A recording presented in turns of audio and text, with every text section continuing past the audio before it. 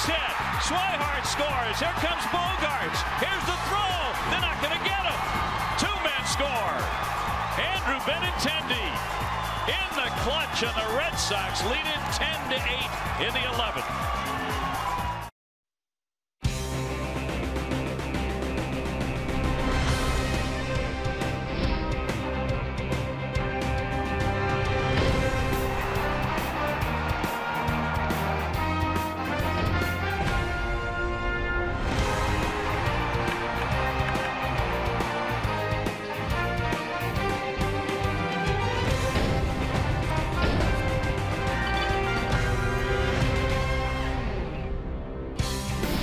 From Camden Yards in Baltimore, as the Red Sox and Orioles in Game 2 of the series. The Sox again victorious in extra innings last night for the 14th time this season, keeping a 3-game lead in the division and getting closer to a postseason berth every night.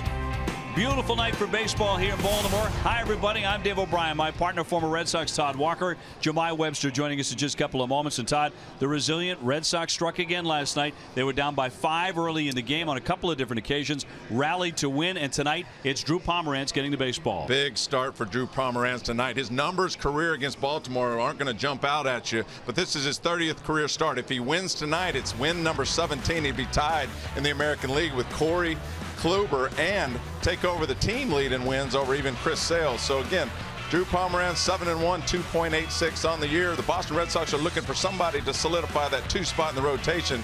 Big start for Drew Pomeranz tonight. He has been that guy, and maybe, just maybe, the Red Sox will gain some ground on the Yankees. We'll keep an eye on that score against the Minnesota Twins in their ball game tonight. What a contest last night. The Red Sox were down early. Scores of 5-0, 6-1 late in the game, 8-7. Just kept coming back. A succession of clutch hits, big hits, terrific at-bats, and a lot of stars to go around. Benintendi in the end with that big 2-run hit. Red Sox had a lot of heroes in the win last night.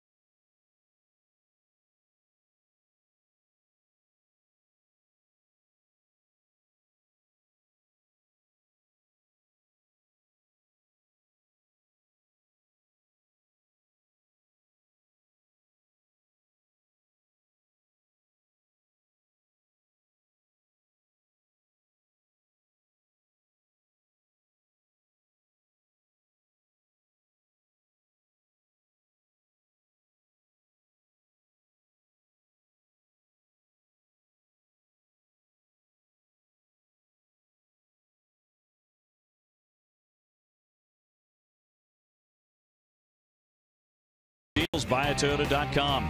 Dunkin' Donuts, America runs on Dunkin'. Lexus and Alexa Strikes Out Hunger program. Plainridge Park Casino, don't miss the Choose Your Ride giveaway Saturdays in September.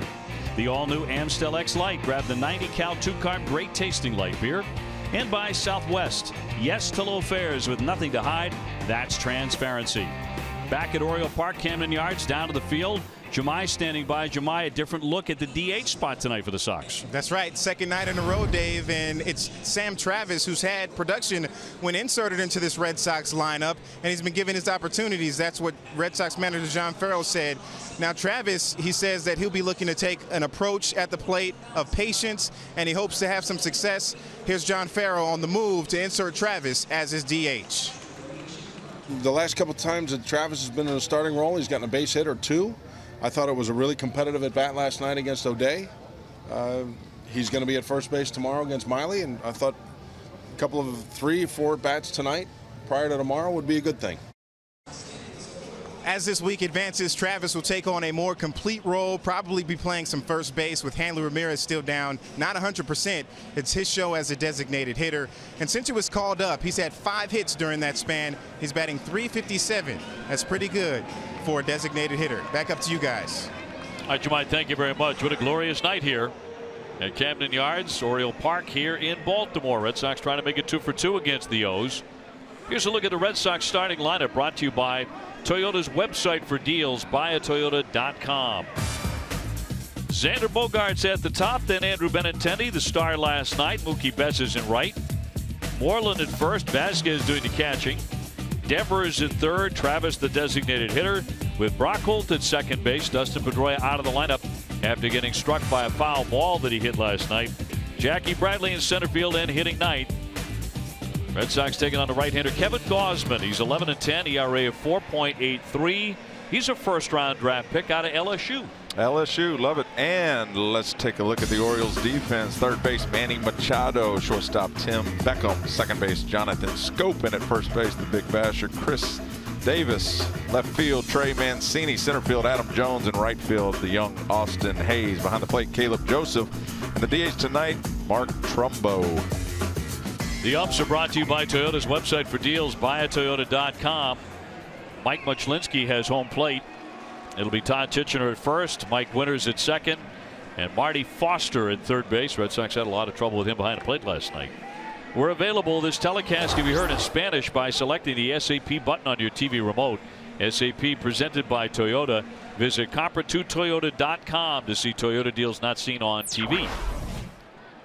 Weather is very, very pleasant. 81 degrees, partly cloudy skies, no threat of rain. Although it is Baltimore, so that could sneak up on you.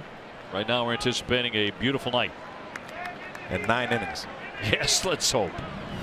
Red Sox have played so many extra inning games, but they are 14-3.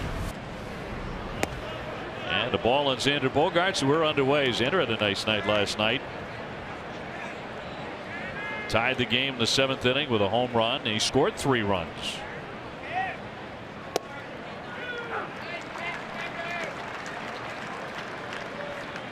Gausman making a career-high 32nd start. He just beat Toronto 2-1.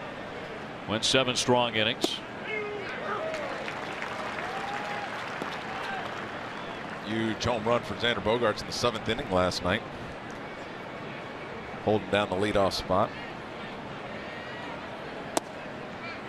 Yeah, the Red Sox with several comebacks in one game, and that was one of them. Sox were down 8-7 before he struck with that big fly, his 9th. Up the middle, knocked down by Gausman. He'll scoop it up and get him. Boy, that looked like it was ticketed certainly up the middle and perhaps into center field. These cold hard facts brought to you by Clean Crisp Coors Light. Last night's extra inning game, the 17th of the year for the Sox. Their 14 wins in extra innings, the best in the majors.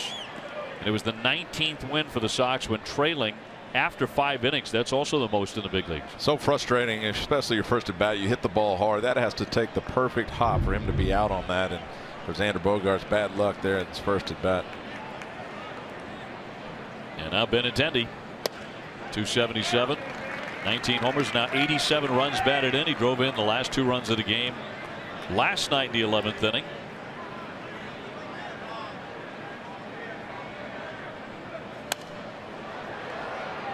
Go back to his swing last night in the clutch.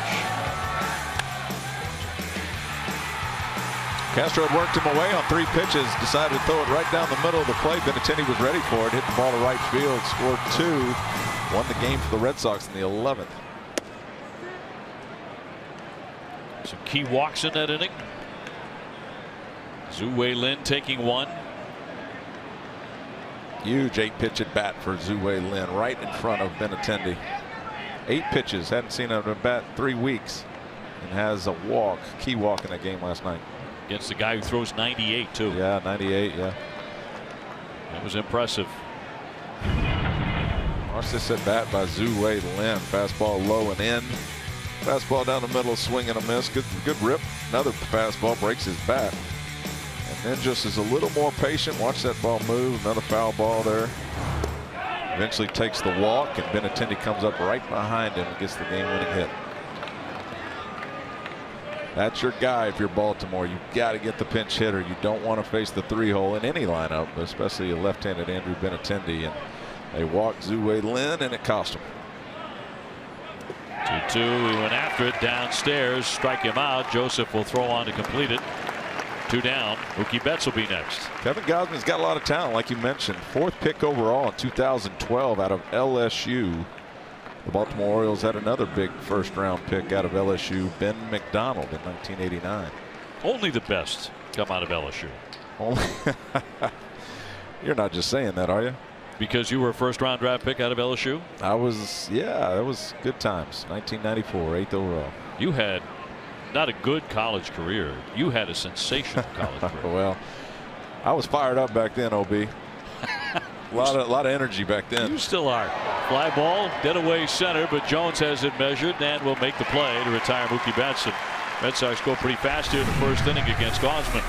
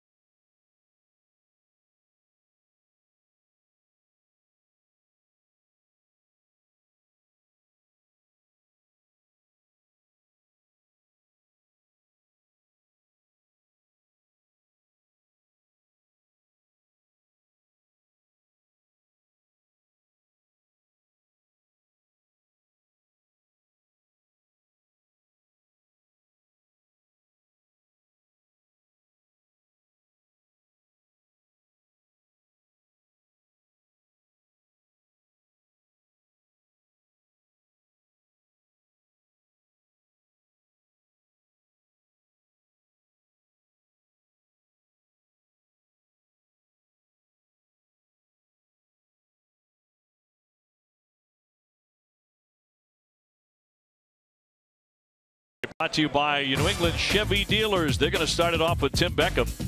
Manny Machado in the 2 spots. Scope hitting out of the 3-hole. Jones in center. Mancini in left. Mark Trumbull back in there. He sat out last night. He's the DH. Davis at first. Austin Hayes in right. Caleb Joseph does the catching. Against the big smooth Drew Pomeranz, 16-5, presented by New England Audi dealers. And with a win tonight, he'll take over the club lead in victories.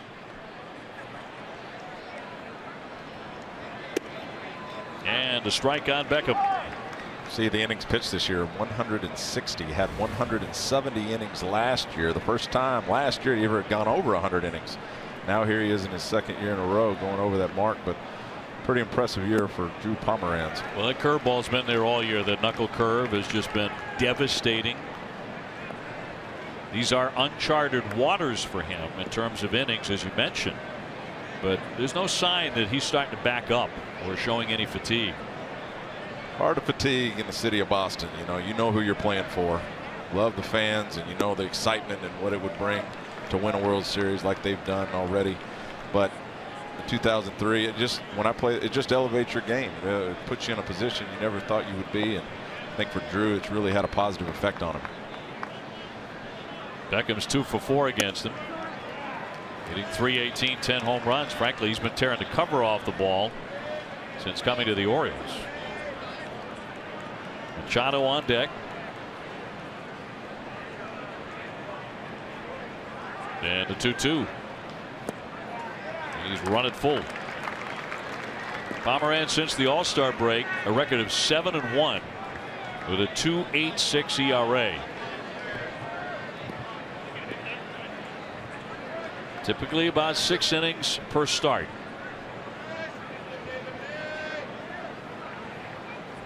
Trying to get the leadoff man tonight. He does. He strikes out Beckham, one away.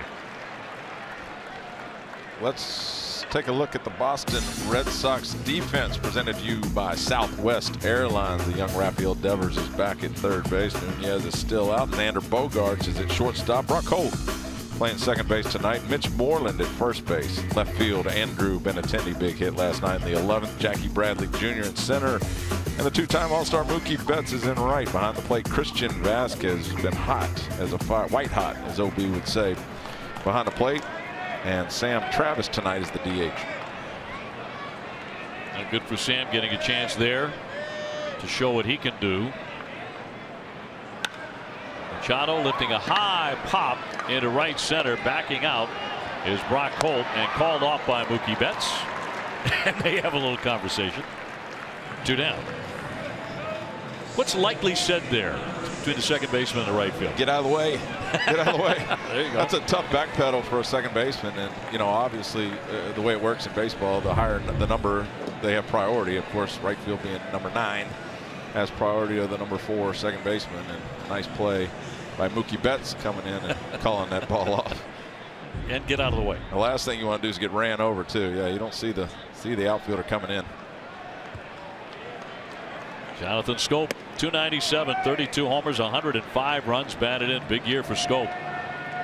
He's become a star the last couple of years.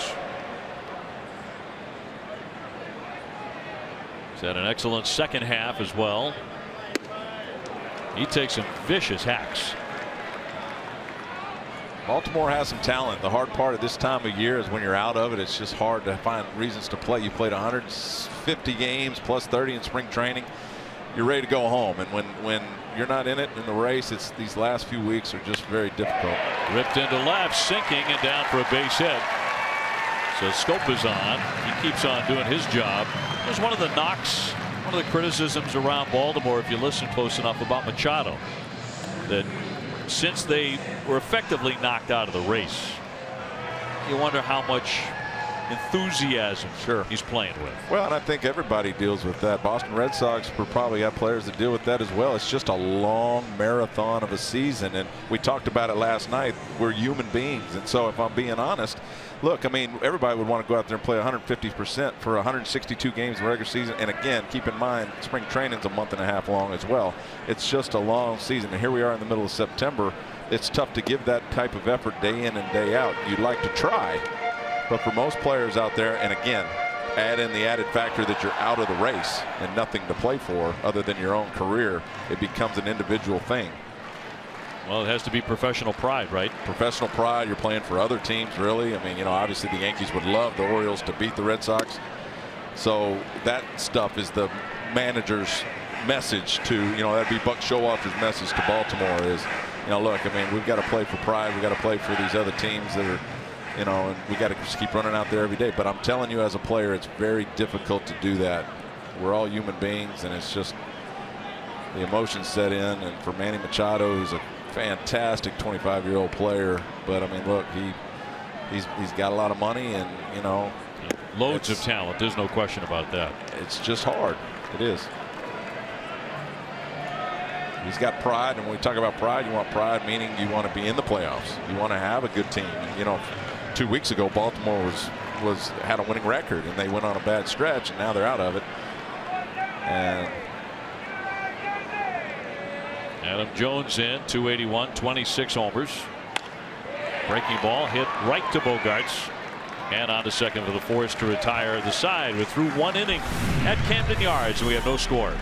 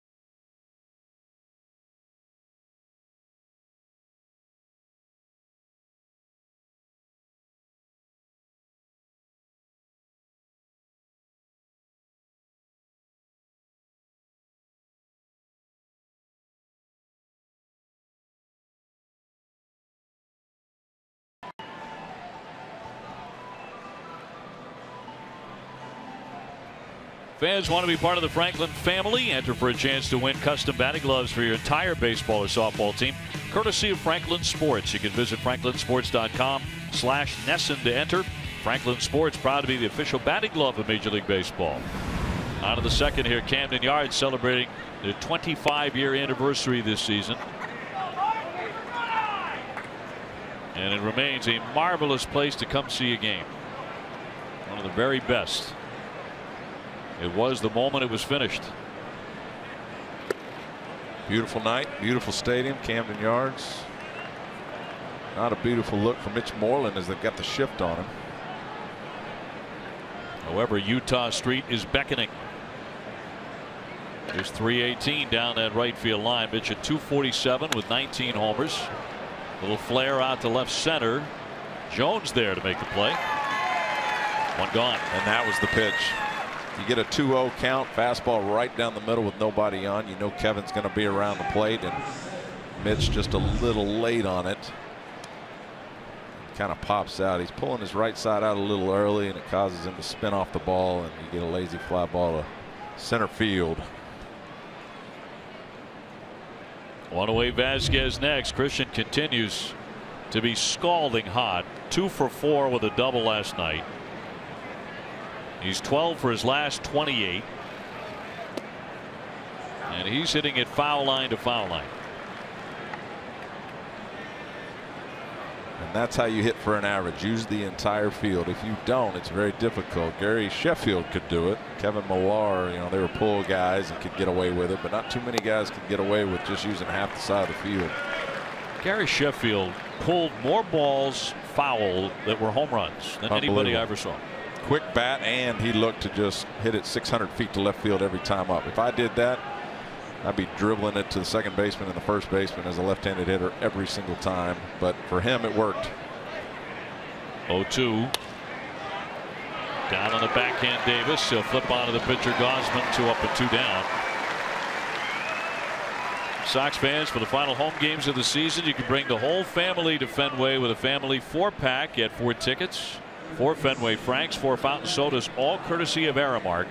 Go to redsox.com/family 4-packs to get this deal right now. And don't wait. 2 away Devers. trying to get started again. It's been 27 games since his last home run. He did have a couple of hits last night, though, went 2 for 5. You just expect him to explode with a couple of big flies here any minute. And forget that he's still young. You know, I mean, nobody makes it to the big leagues when they're 20. That's incredible. He's still learning. Still good numbers. 289 with 8 home runs. 300 career hitter in the minor leagues. Guy can hit. Made a nice play last night and a little ball to his left.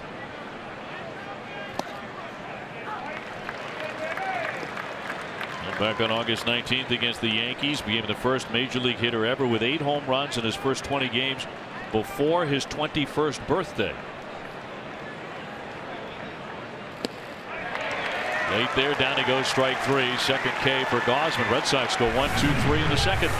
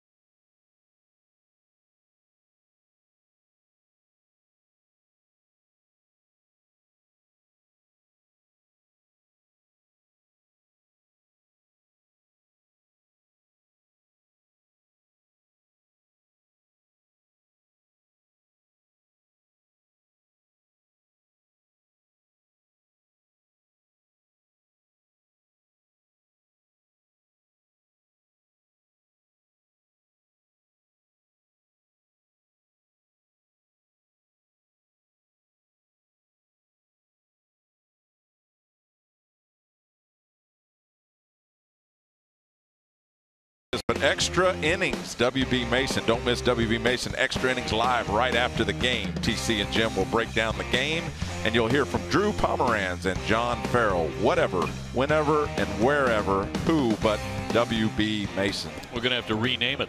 Yeah, I don't like the extra innings talk. Every time I come around, in 10 years, I never went past the 12th inning, and now here I've seen a few of them with the Red Sox. Mancini leading things off here. He has an 8-game hitting streak, 292 with 24 home runs. I've never seen anything like this. You've been doing this a long time, but I tell you, players don't like it either. Let's get it done in 9. It's like 6 extra games for the Red Sox. Mancini with a high fly, but Jackie Bradley has room there, and will put that away. 1 man gone. I mean, for you guys as players working all that overtime, I get it. You know, physically, mentally, but for everybody concerned, it's really been incredible. I love the word work when you're out there playing a baseball game, but it is tiring. You know, the biggest thing isn't so much you'll be 0 for 4 and that turns into about an 0 for 9 if you go 19 like the Red Sox did a few weeks ago. But if you're 2 for 4 and you've got a nice little game going and all of a sudden you get locked in an extra innings and then you get 3 more at bats and now you're 2 for 7, that's what'll drive you nuts. Trumbo steps in, 23 homers, but hitting only .238. And this time of the year, you're facing guys out of that bullpen. You have no idea who they are. You know, added to the club on the 1st of September. completely changes everything. Right. Everyone's got 13, 14 guys available in that bullpen on a nightly basis. It's unbelievable. The good news is you've trained to do that. In the minor leagues, you don't have really scouting reports on anybody either. And so I just would watch the guys in front of me. That's why you hear high school coaches all the time say, watch the pitcher when you're on deck. Don't be blowing kisses at your girlfriend. Don't be looking elsewhere. Watch the pitcher. But, you know, that's a hard training thing to do. But in the minor leagues, I really focused, even on in the hole, 3 guys in front, of what that guy was throwing to the dudes in front of me, especially if there was a lefty in front. I was a left-handed hitter, and you learn a lot just by watching that. I used to keep a book, you know, and I had written down great curveball, blah, blah, blah. You'd face him the next time, and he didn't have a great curveball, and so I stopped keeping the book. Jumbo will take ball 4 with 1 down. That'll bring up Chris Davis. Sounds a little mean, though. You can't even, like, take a second to blow a kiss to your girl. No, we're military, man. I was a high school coach for 3 years, man. You're dealing with all kind of personalities in high school. But the reason I use that example is because that's where it starts. You know, that's where these kids have to learn, if they're serious about baseball, to focus on what's going on tonight. My point about the book is, you know, weeks in advance really doesn't help. You know, scouting reports, blah, blah, blah. I like to see what he's got on that night. Davis, 24 homers, 217. Inching up on 200 strikeouts, of course. Runner at first base, 1 down, scoreless here in the 2nd inning. Todd Walker, Dave O'Brien, and Jemai Webster with you. Red Sox here for 3. And the day off we will have in Cincinnati in 3 games against the Reds. Interesting, isn't it? They use Devers right there in the 4-hole between first and second base. They keep the double play combo in order up the middle and move the third baseman. Davis 3 for 11 against Pomeranz, by the way, in the 0-2. Tried the curveball and he missed. Incidentally, a rain delay in New York. Yankees and the Twins trying to get started. Sox leading by 3 in the division coming into play tonight. As both clubs won last night. 1-2 there for a strike, and caught him looking. 90 miles an hour to Fan Davis, caught admiring the pitch. 2nd K for Pomeranz. And strikeout number 181 for Chris Davis. Nice pitch right on the outside corner by Drew Pomeranz. Well, every time a Red Sox pitcher strikes out an Orioles batter, Lexus donates $50 to the Greater Boston Food Bank.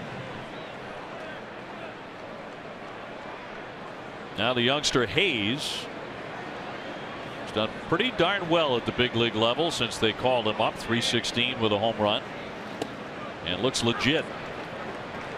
Still learning. Got the first pitch fastball down the middle. They put the runner in motion on the 2nd pitch, and it was another fastball, and Austin Hayes took it and he got blown up at second base. Austin Hayes with an 0-1 count. You get a fastball, you got to protect the runner and put it in play. Hayes 2 for 5 with a double and a couple of RBIs last night. Hits that sharply. Devers with it to second in time for the force play, and that will do it for the Orioles. No runs, a walk, 1 man left, no score after 2.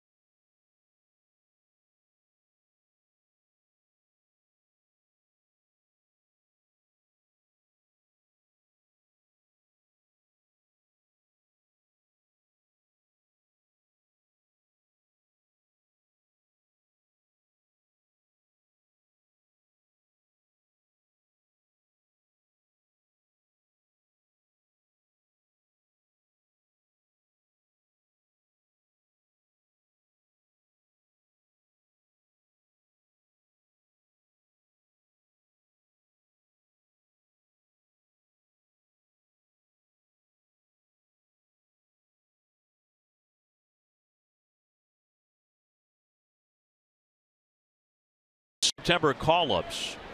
With those, should teams have to set a 25-man roster before each new series? Text 1 for yes, 2 for no.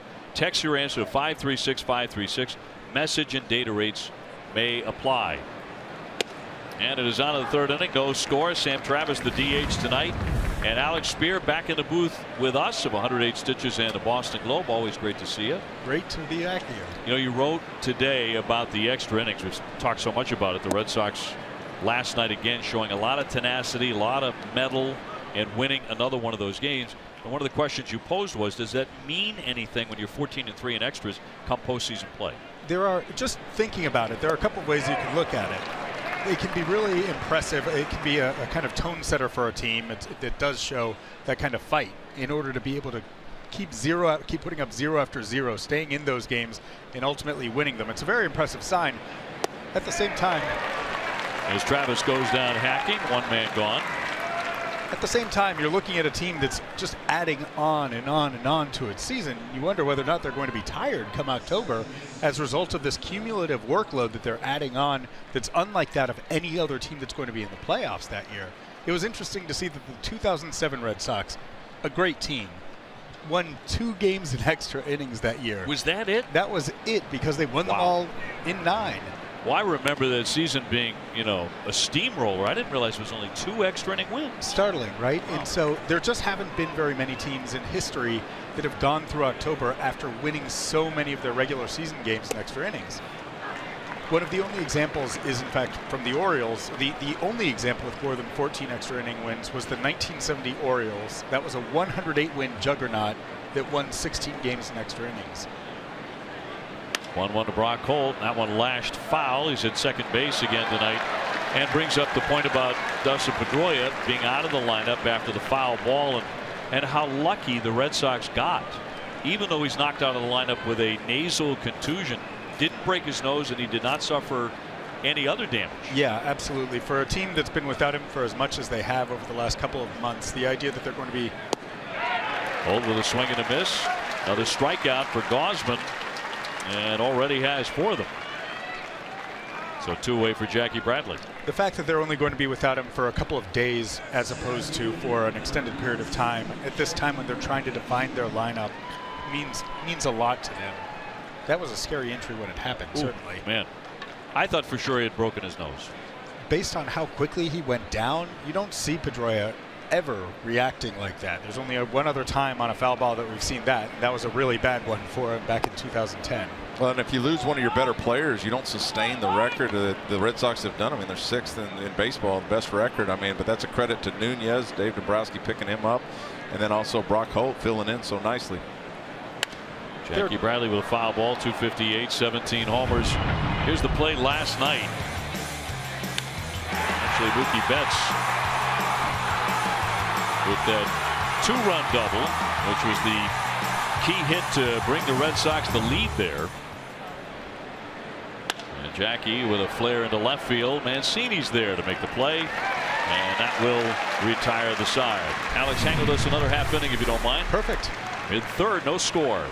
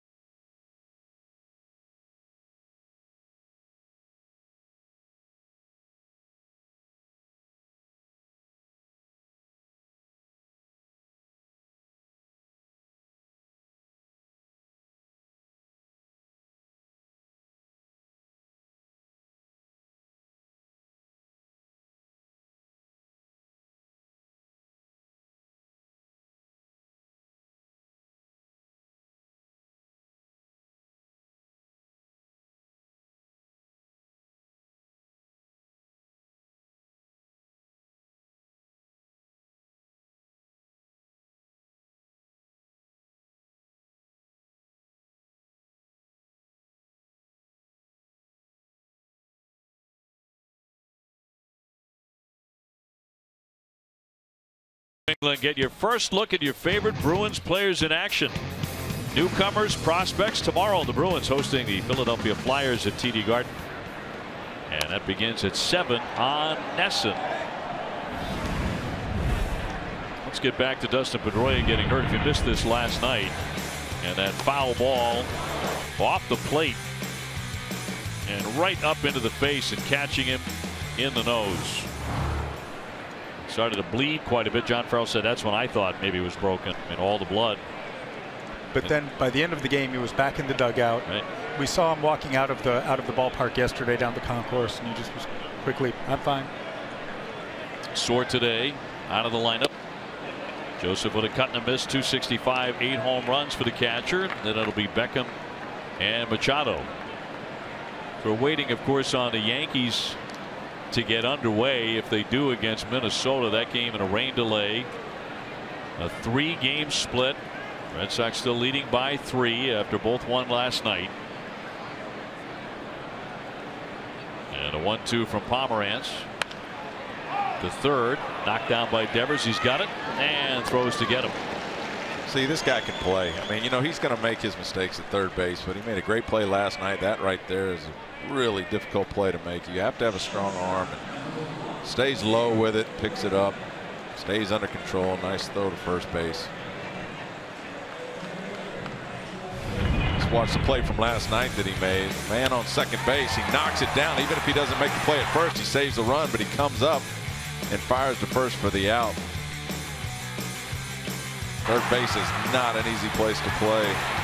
Nice stretch there by Mitch Moreland. I've often thought that that might be the most difficult position at which to make the AAA to the majors jump because of how close you are to the plate. Everyone talks about the game clock speeding up on you when you get to the major league level. That happens more at third base, I think, than at any other position. Yeah, I use the term less difficult a lot, but I mean every spot obviously on a Major League Baseball field is tough. But I just know I played a little third base and Jose Canseco would be at the plate and he had an open stance anyway, so he's staring down my alley before the pitch is even delivered, and I just know I'm about to get one in my throat. So that type of stuff is what makes it difficult. You've got to be ready. He's 20 years old, so we look at the error total and you think, okay, he's someone who's kind of up and down in terms of his steadiness at that position, which is fair. He's supposed to be up and down at that position because he is 20, because he's only a couple of years deep into his professional career. He signed out of the Dominican in 2013, so 4 full seasons, 4 years later, he's up at this level. Most guys are still a couple years away, having kind of rounded a couple of those corners. More than he has at this point in his career. Well, what I think the Red Sox do well and what John Farrell does well is he lets these guys play. I mean, if you remember, Robin Ventura made upwards of 28, 29 errors his first year with the White Sox, and by his third year he was an all-star. So you've got to let these young kids play, and whether or not, you know, Devers ends up being the guy at third base when Nunez comes back for the playoffs, he's getting this experience as a young kid. Brian Butterfield can tell you the story of a young Derek Jeter who made 1 million errors in the minor leagues. I believe 56, right? 56 errors. In single A Greensboro, I believe it was, where he was coaching him. And after that, Brian Butterfield got him for fall instructional league, and he said, all right, you're coming with me. They just spent a couple weeks together working on footwork, working on kind of ironing out a couple of those mechanical difficulties that have contributed to airmailing a bunch of throws, to maybe misplaying, not having his hands in the right place when he's trying to field the ball. And a couple of years later, he became the cornerstone of a dynasty. And eventually did win a Gold Glove. So with Devers, you talk to evaluators. Big swing, got a piece of it for a foul ball. And they rave about the individual components, or speak highly of the individual components of his game. What you're talking about, Todd, there's a fearlessness to what he does. There's also his hands work really well. His feet work well, which you can also see when he's running the bases, and he has a strong arm. So it's a matter of putting all of those parts together and getting rid of the errors. And it's just really a matter of getting the game clock down that allows you to do that. That's going to be in there. Strike 3. Throws Beckham for the second time, and he strikes him out. He wasn't happy with the previous strike call in that at bat. They're 2 away.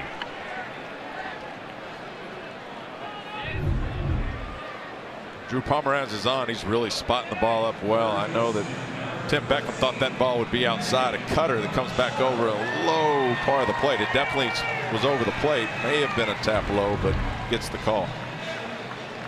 Pomerantz's last few outings have been really interesting because he's been working with a little bit less velocity than he's had for a lot of this season. He's been comfortably sitting anywhere 88 to 92, kind of averaging about 90, 91. But he just seems so confident with his command right now. A great example, changeup right away. Not a primary pitch for him. When he's able to mix in a third pitch, then it really, you've rarely seen opposing lineups have a very good shot against him this year. Well, that's all it ever is keeping the hitter guessing and off balance. If I can know what's coming, I've got a much better chance. And we talked about educated guesses last night. Of course, 2-0 pitches, you've got a better chance of knowing it's a fastball. But if you can keep guys off balance where we don't know what's coming, first pitch changeup, then wow, what a difference that makes. 1-1 to Machado. He will not chase it. By the way, the Yankees and the Twins are going to get underway at 8:10. They're in a rain delay right now, but they're getting the field ready. And they will start baseball soon enough. We'll keep an eye on that for you, of course.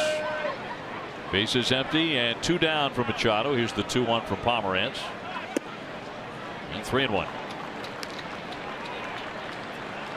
Drew Pomerantz has been a great success story for the Red Sox this season. They are 20-9 when he starts. And they've won 12 of the last 15 times he has started a game. 3-1. That's a fair ball down the line. Benintendi chasing it into the corner. Machado's off to second base. He's got himself a stand-up double with 2 down. That's their second hit tonight for the Orioles.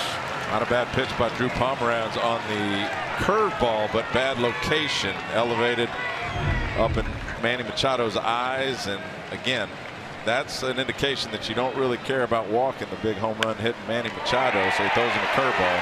He just left it a little high. So that'll bring up Jonathan Scope, who had the first hit in the first inning. No score in the third as we chat with Alex Spear of 108 stitches in the Boston Globe. Red Sox hopeful of getting Eduardo Nunez back very soon, which will be an important addition for them. They're still waiting to see exactly when he's going to feel right to have the final base running test that will precede his return. In there for strike 1. But once that, they're hopeful that sooner than later. Their hope is that they'll be able to have him test the knee tomorrow with the workout. But they'll back off if there's any feeling of discomfort in that knee. Machado at second with 2 out. And the 0-1. He thought about it, but he stayed away.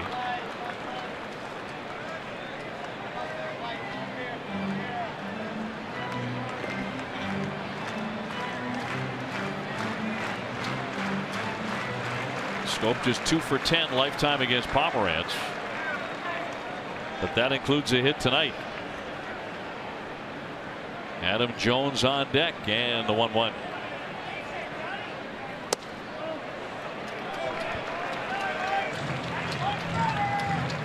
Just got the strikeout call on Tim Beckham on almost the identical pitch, and right there just called a ball. A couple of days of inconsistent umpiring of the bottom of the strike zone. Anybody will tell you in baseball, they don't care where you call it or what, they just want you to be consistent, so I know where to throw it, even if it's 6 inches on the outside corner or whatever. But if you're all over the place, it's very difficult to figure out where to go with it. Hot shot, base hit into left. Machado, they're going to try and score him. Benintendi's up and gunning to the plate. Here's the tag, and he is out at home. Got him. Benintendi cuts him down. Machado erased. Outstanding throw by Benintendi. He's been a star 2 nights running. This time defensively, not really close. Alex, great to see you. Good to see you guys. No score after 3.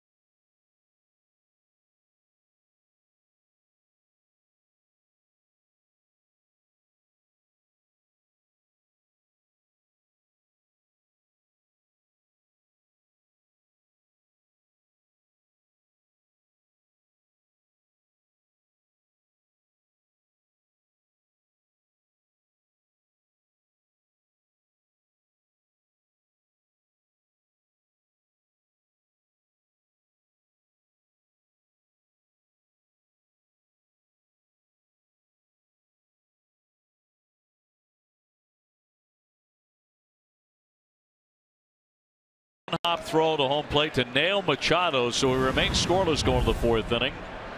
Xander Bogaerts will lead it off, then Andrew, and then Mookie Betts. Typically the first time around teams have really knocked Gausman around. Not the case tonight. It's been getting better and better as the game goes along. He had an ERA in the first inning of 6.39 before tonight. But he got the Red Sox 1-2-3 in each of the first 3 innings. 4 strikeouts in the first 9 hitters. Gausman was part of the early season dust-ups with the Red Sox. You may recall he hit Xander Bogaerts with a pitch on May 3rd at Fenway. That got him an ejection for the first time in his career. That was on a breaking ball, though. It made no sense to toss him out of the game. It was an overreaction. And a count 3-2 on Xander. I was thrown out one time in my life, and it was my first game in AA opening day. I drew a line in the dirt on a strike 3 call. Didn't even know that was really a rule. Got tossed. Only time in my career I got thrown out. Down for it, Scope. He turns and gets him. So the first 10 Red Sox have been retired. Time for the Carrying the Freight moment, brought to you by Old Dominion. Jonathan Scope with a base hit to left field. But look at the guns for the Boston Red Sox. We've seen JBJ do it over and over again. Here's Benintendi with a perfect strike. The right call by Baltimore to send the guy with 2 outs, because then you're dependent on a guy behind Scope to get a base hit. So it's the right call, even if you think he might get thrown out at home. But Benintendi with an accurate throw. He's 0 for 1 with a strikeout tonight. Old Dominion is the official freight carrier of Major League Baseball, and the Boston Red Sox, who are scoreless here in the 4th inning with the Birds. And a 1-0, and he popped him into center. Jones plenty of time to get there. 2 down. And Mookie Betts will try and break him up. Wednesday, September 28th is Gym Bag Giveaway Night at Fenway Park. Todd, I promise I will grab you 2. First 12,000 fans receive a Red Sox gym bag presented by CarMax. For tickets and more information, right now you can visit redsox.com/promos. Why 2? Because you're bound to lose one. Or the airlines will lose one. Well, the airlines certainly will. You can count on that. I don't hit the gym much anymore, OB. Well, I just use it to store stuff in. Oh, there you go. So the kids can't find it. What would that be? Oh, it might be, Hershey bars. Oh, you're stashing candy, are you? Every once in a while. Yeah, I got to stop doing that. Mookie's 0 for 1. He's flying to center. He has great numbers against Gausman. For tonight, 12 out of 26 with 3 home runs. But tonight he is 0 for 2. He fans. Gausman is cruising. He gets the Red Sox 1-2-3 for the 4th consecutive inning.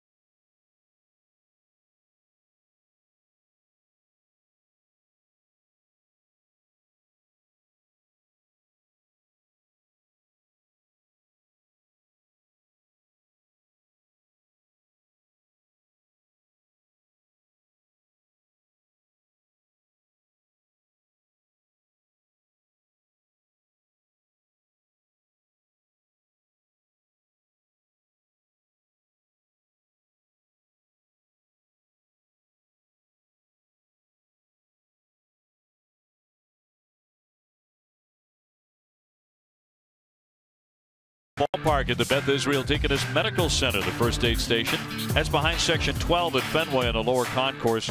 Visit bidmc.org. Todd Walker, Dave O'Brien, and Jemai Webster from Camden Yards. No score. The pitching's been too good. As we go to the bottom half of the fourth inning, Jones, Mancini, and Trumbo against Drew Pomerantz, who has allowed 3 hits, and he's walked a batter. Gausman, the starter for the Orioles, has allowed nothing. Not a single base runner yet. And a foul tip to the mid.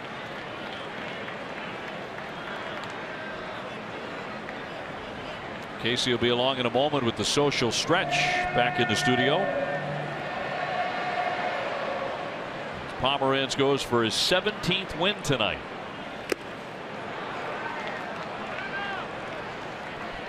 A ball and 2 strikes on Adam Jones, who is 3 for 15 against the lefty in his career.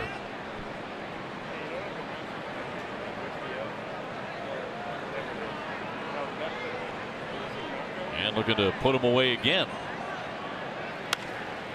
And breaking ball right to the feet of Xander Bogaerts. One man is gone. Let's get it back to Casey now in the studio. Good evening, Casey. Thank you, OB. All right, with their 59-91 record, the Phillies checking out of this season long ago, but their fans are still all in, at least on one of the guys on the roster. Rookie sensation Rhys Hoskins, 18 homers, 39 RBI in 38 games. The 24-year-old's already got babies named after him. A fan posting this pic of their newborn baby boy, Rookie of the Year bib, Brantley Reese Scheibel. Poor future Phillies fan, OB Todd. It's going to be a tough life, isn't it? You know, the worm always turns. Baseball's so cyclical. Eventually, in that young fella's life, he'll get to celebrate a winner, but it's going to be a while. By the time he's 7 or 8, he won't even have remembered the really ugly times. Yeah, that's right. And maybe one day he'll be a part of it. And Mancini 0 for 1 with a fly to center. Bases empty, 1 down, scoreless in the 4th.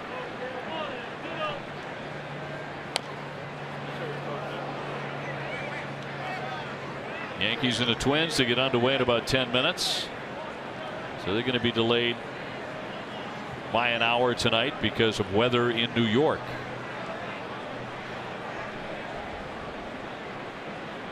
One-two to Mancini. Pretty well hit, racing back Betts. Mookie all the way to the track. He's there to make the play at the 373 sign. And there are 2 down. Great location by Drew Pomerantz on that fastball right on the outside corner. Trey Mancini did a great job of staying back and driving that ball deep to the corner, but it's just a long out. Mookie, great job of keeping his eyes on it. Checks out the wall, knows where he's at.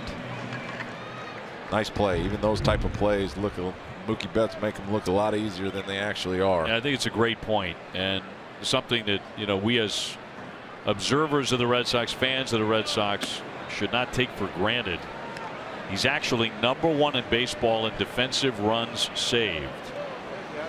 And so many of the plays he makes them appear, if not routine, not terribly difficult, but for a lot of guys they are very difficult. Absolutely. Yeah, well, the main thing in the outfield we talked about a little last night is keeping your eyes still. It's the same when you're hitting. Keep your eyes still, because if you can do that, the ball's going to be still. And then they talk about hitting where the ball looks like a beach ball. That's because everything's under control and still. And you see Mookie Betts time and time again when he's on the run, which is not easy to do. He keeps his eyes still and he's able to see the ball. The ball. You watch his eyes. He's just locked in, and they're not really moving. Then he checks out the wall, and then to go back and pick it back up. He's done it so many times in his life. He just makes it look easy. 2-1. There's an open space there. Brock Holt from the outfield has to throw and got him to cut down. Trumbo does not run well. Pomerantz gets him 1-2-3. Still 0-0.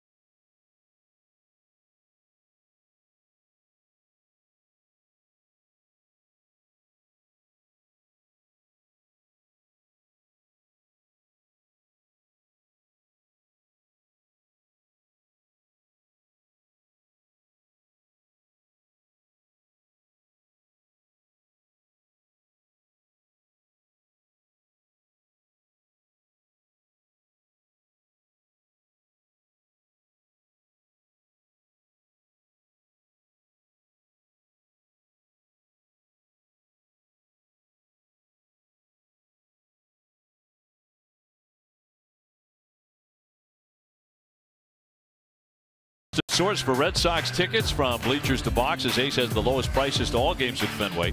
Treat yourself for someone special. Visit aceticket.com now or call 1-800-MY-SEATS. Red Sox are looking for their first base runner. They'll take a bloop hit, take a ball for it, take a hit batsman, anything at this point against Gausman. He's retired 12 straight to begin his night. He's actually been better on the road than he has been here. At Camden Yards, he's 4-5, an ERA of 5.03. And the bloop hit by Christian Vasquez last night in the 5th inning started that barrage. 6 runs. Don't always have to hit the ball on the screws. Sometimes, you know, even the flares work. Marlins 0 for 1. He's fly to center. That one fly to center again. And 1 man gone. See, I like that swing by Mitch Moreland. Even though he's out, he stayed compact there, made a good, nice swing. Nice pitch by Kevin Gausman up and in, but Mitch Moreland stayed in there a little longer with his right side. CVS Health investing $50 million over 5 years to extend their commitment to helping people lead tobacco-free lives, moving us one step closer toward a tobacco-free generation. Learn more at cvshealth.com/be-the-first. Christian Vasquez may be your pick to click as far as that first hit of the game.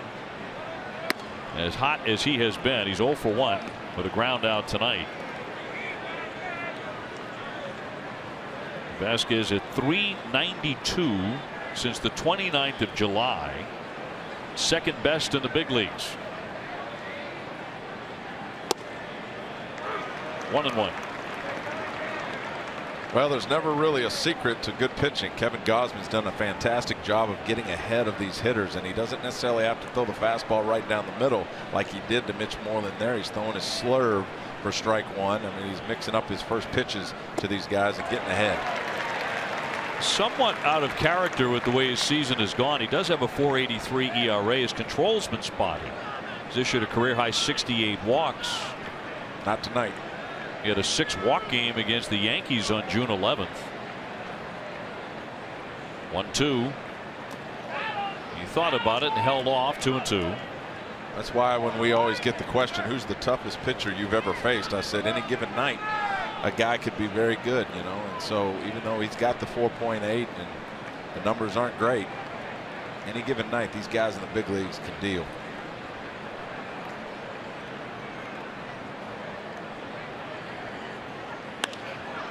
Up the middle. Here's Beckham to handle the chance, and he gets him. 2 fast outs. That'll bring up Rafael Devers with the bases empty. The Reds secured Champions League qualification in the 2016-17 season, but they're hoping to put themselves in the title race in the coming campaign. Catch Nesson's encore presentation of Liverpool versus Burnley Thursday afternoon at 4 on Nesson Plus. I'm a big Burnley guy from way back. As Devers gets in and takes the ball, he struck out in the 2nd inning.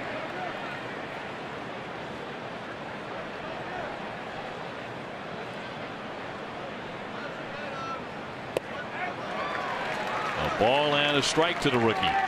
Just real accurate by Kevin Gausman. Barely missed on inch number 18 of the plate, 17 inches long. Of course, those that don't know, but right on the outside corner, ball 1 comes right back a tad bit more in for strike 1.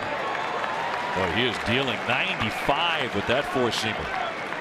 Then comes fastball inside when he's got Devers looking away. Just keeping these hitters for the Red Sox off balance so far tonight.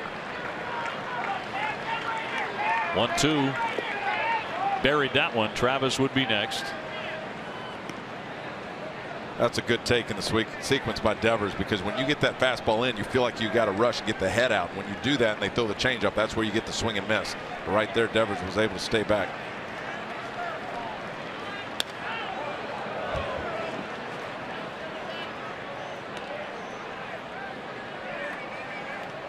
Sox just looking for a base runner. Gausman has begun his night by setting down 14 in a row.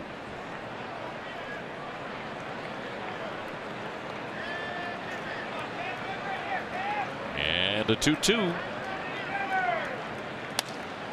Fly ball into right. Hayes on the move. He's not going to get it. It's over his head, off the wall. Devers wise to be content with the first hit of the game and scampers back in. He's got himself a single. And for the first time, the Red Sox are in the hit column. That's another situation like Baltimore, sending the runner with 2 outs and get thrown out at home plate. You got 2 outs in this inning. You want to get him to second base. Obviously, Devers probably won't steal the bag, so that's a risk you probably be willing to take. Get into second base with 2 outs, but right there, he just didn't read it, didn't think it was enough. So you don't want to make the obvious out at second base, but that's a risk worth taking with 2 outs. Frankly, I think he would have been out by 10 feet, don't you? I think it was a little too much, but point of the story with 2 outs, when you hit a ball like that, it's worth the risk if you don't know one way or the other whether you're going to make it, is what I'm saying. Right there, yes, he was probably a little bit too far ahead. Well, Travis will climb in here. He's 0 for 1 with a strikeout. Red Sox finally with a base runner here in the 5th inning. No score. Brock Holt on deck. Little flare foul. Quickly 0-2. And in that particular situation, me coming from a high school coaching background, that's a high school play you would try to make, because the right fielder has to throw it to second base accurately to get you. Now in the big leagues, that's pretty much a given. You're going to be thrown out. But in high school ball, I think that's a risk you're wanting to take. Get into second base with 2 outs. It's different any other outs, but with 2 outs, try to get to second. We'll see how he does with a runner on for the first time. He has gotten ahead on Travis here.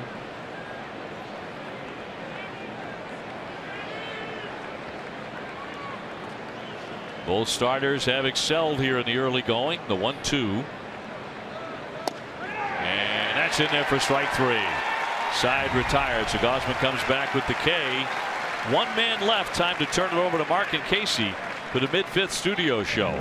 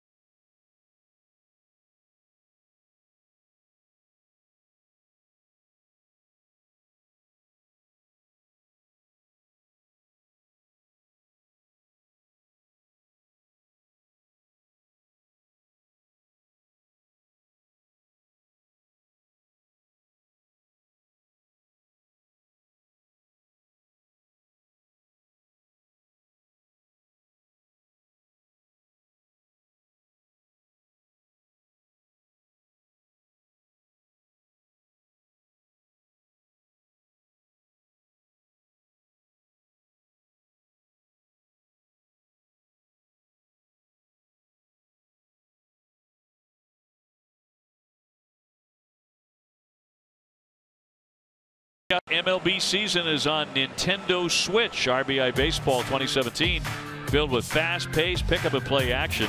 Get RBI Baseball today for Nintendo Switch. Learn more at rbigame.com. Pitchers duel unfolding here at Camden Yards.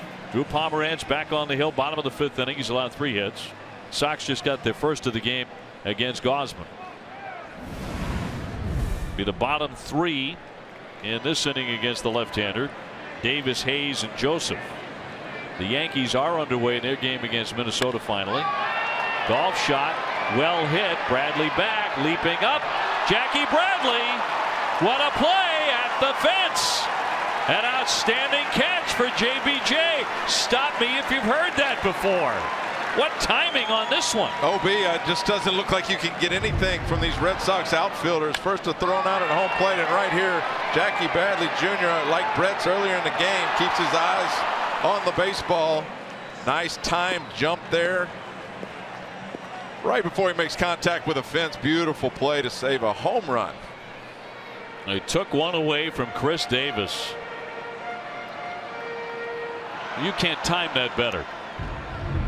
So much goes into a play like that to make it. Wow.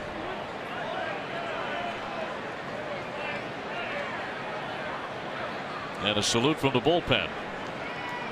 Pitchers love that. Would have been home run number 25 for Davis. This has turned into a pretty darn good Gold Glove battle in center field.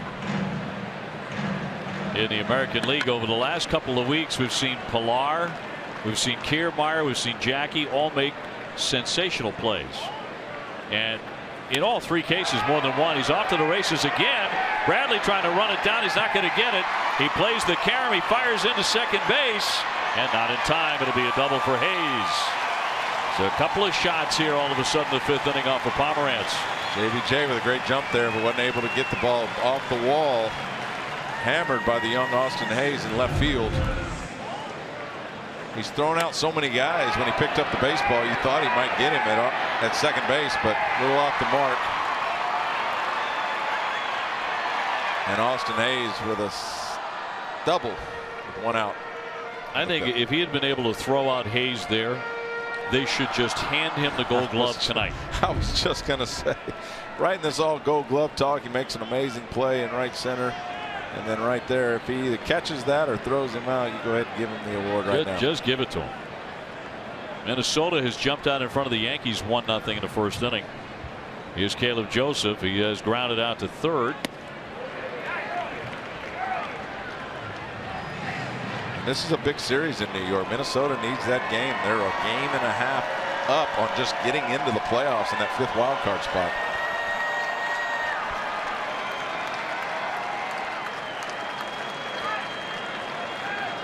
Beckham on deck. 0-0 game at the midway point. But a man at second for the Birds, and the 0-1 to Joseph.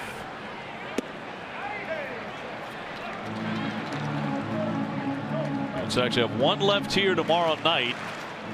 It's a Sale night. Chris Sale against Wade Miley, two of the fastest workers in baseball.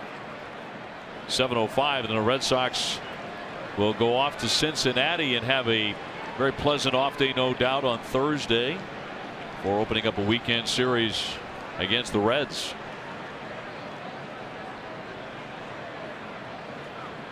One cut on and missed. The Reds are not a real bad home team.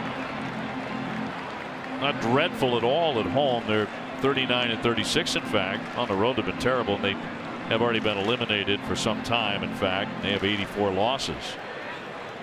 They're in last place. So those are very winnable games for the Red Sox.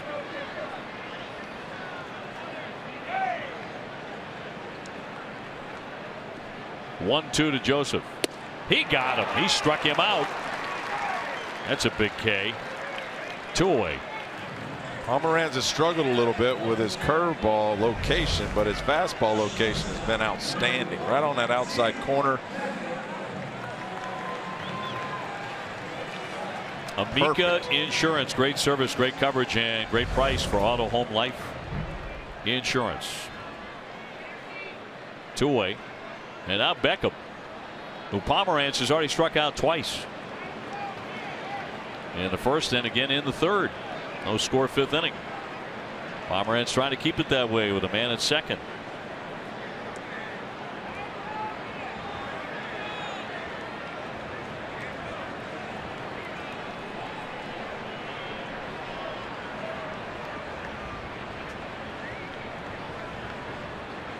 This will be his 69th pitch. 2 down, a man on.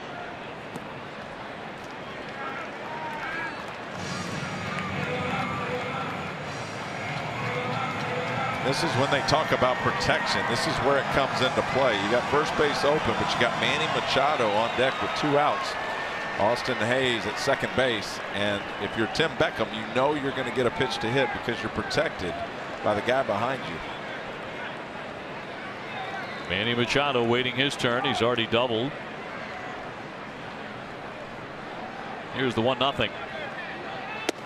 A strike. Sox have played well here at Camden Yards over the years. A .581 winning percentage here. That's the highest among all American League teams, including Baltimore, since the venue opened in 1992. In a friendly spot. It was again last night as the Red Sox rallied to win in extra innings.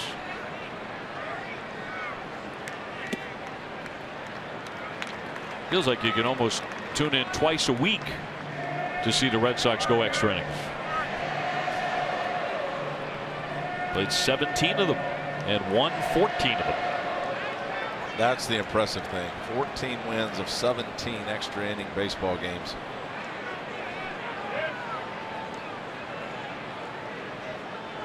And the length of some of them.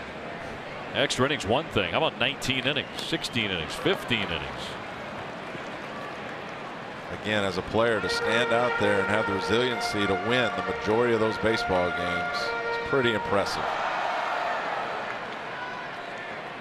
Credit to the pitching staff. We all know Boston has an outstanding pitching staff, both in the starting rotation and in the bullpen, who adds David Price to the equation.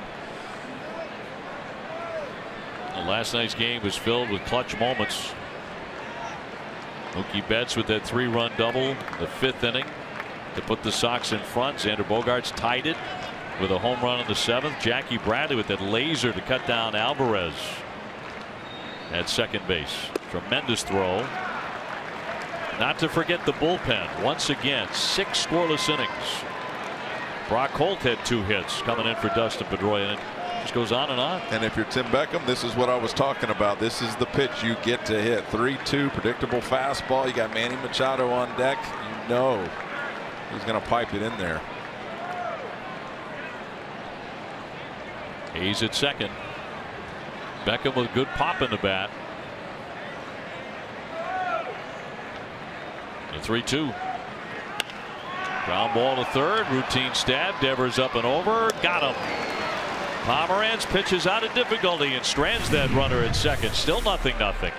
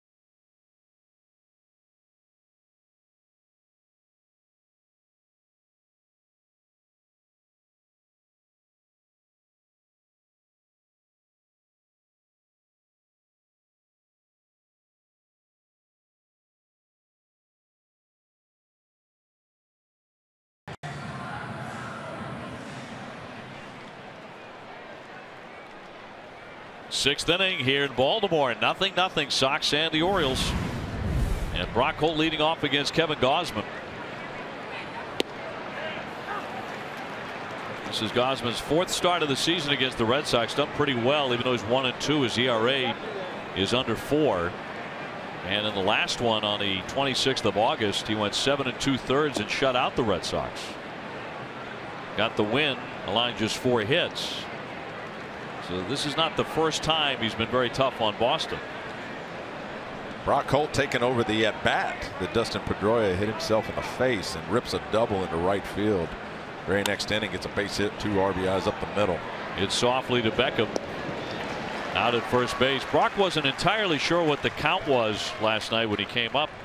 And he asked Benintendi, what do you think on this guy? Should I swing at the first pitch? And Benintendi said, you better. There are 2 strikes. That is that is always the rule.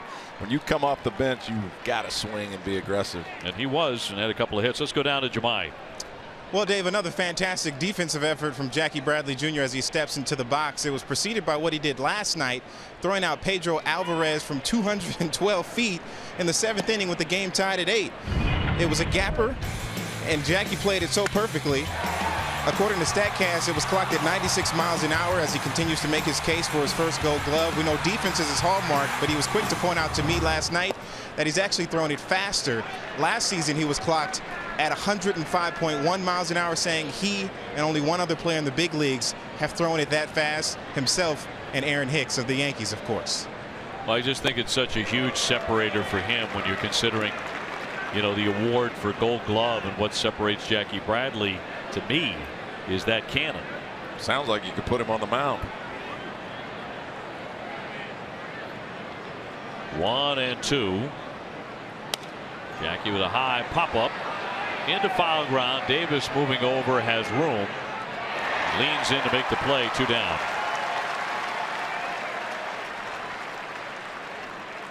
Time now to check out the results of our Dunkin' Donuts poll question. With September call-up, should teams have to have a set 25-man roster before each new series? There are your results.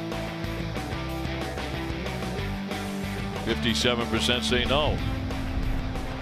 Well, only a few teams are in the race to get into the playoffs. For the others, it's a good opportunity for them to showcase their young guys, get them into the big leagues, and let them play on a daily basis for the month of September.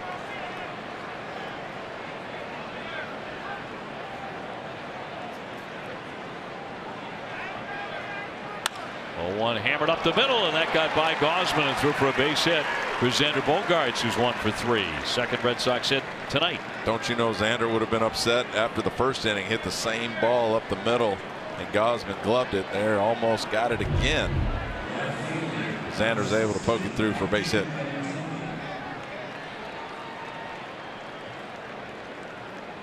The second time in the game he's gone sharply up the middle. First time Gausman denied him, but not here in the 6th inning. Benintendi now. Andrew tonight has struck out and fly to center. It makes him 3 for 9 against Gausman in his career. Mookie Betts on deck.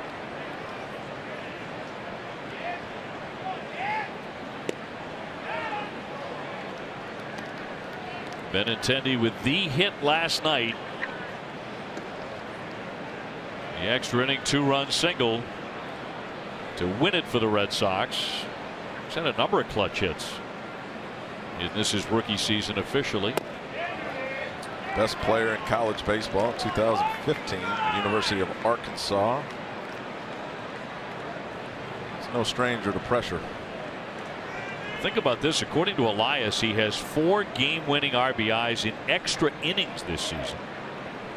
That's the most by a Red Sox hitter since Clyde Vollmer in 1951, who also had 4. And what's cool too is he's 1 home run and 1 stolen base away from the 2020 club. But like his chances. Mookie Betts already there in that club. Here comes the 3-0 from Gausman. Strike. Hasn't walked anybody tonight, and walks have been a bit of a problem for him.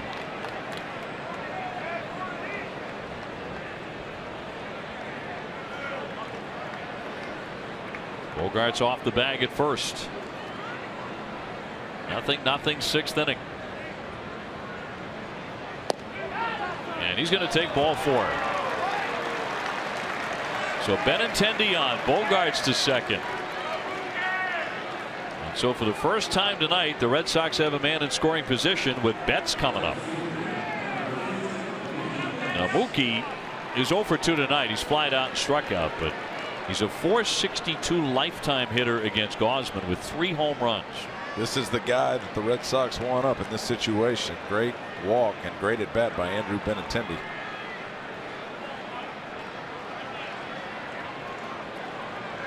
Mookie trying to do some damage. He takes ball 1. Betts with 94 RBIs, had 4 last night. Instrumental in the come from behind win. Starting to knock on the door of 100 RBIs for the 2nd year in a row. Strike, 1-1. Gausman hitting at 95, 96 routinely. He's thrown as hard as 98 tonight. He's always had a big fastball.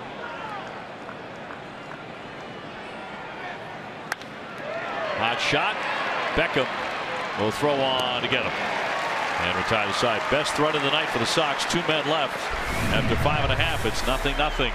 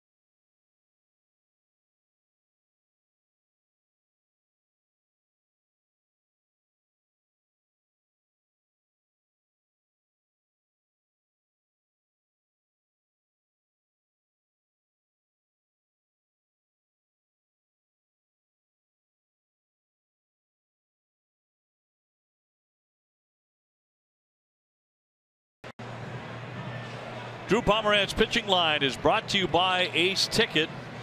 Really tough, a 4-hitter. Shutting him out with 1 walk and 4 Ks. Typically, by this point in the game, you've been following Pomeranz all season. You know this is true. He would probably have 3 or 4 runs of support. He's been the best supported starter for the Red Sox. He's in a real duel tonight with Gausman. And foul back out of play by Machado, who's fly down and double.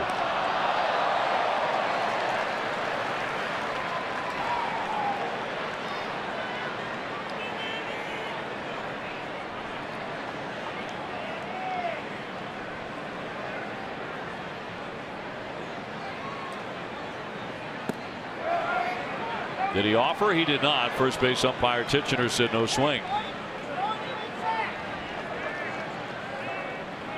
Minnesota's 2nd inning leads the Yankees 1-0. That game was delayed about an hour.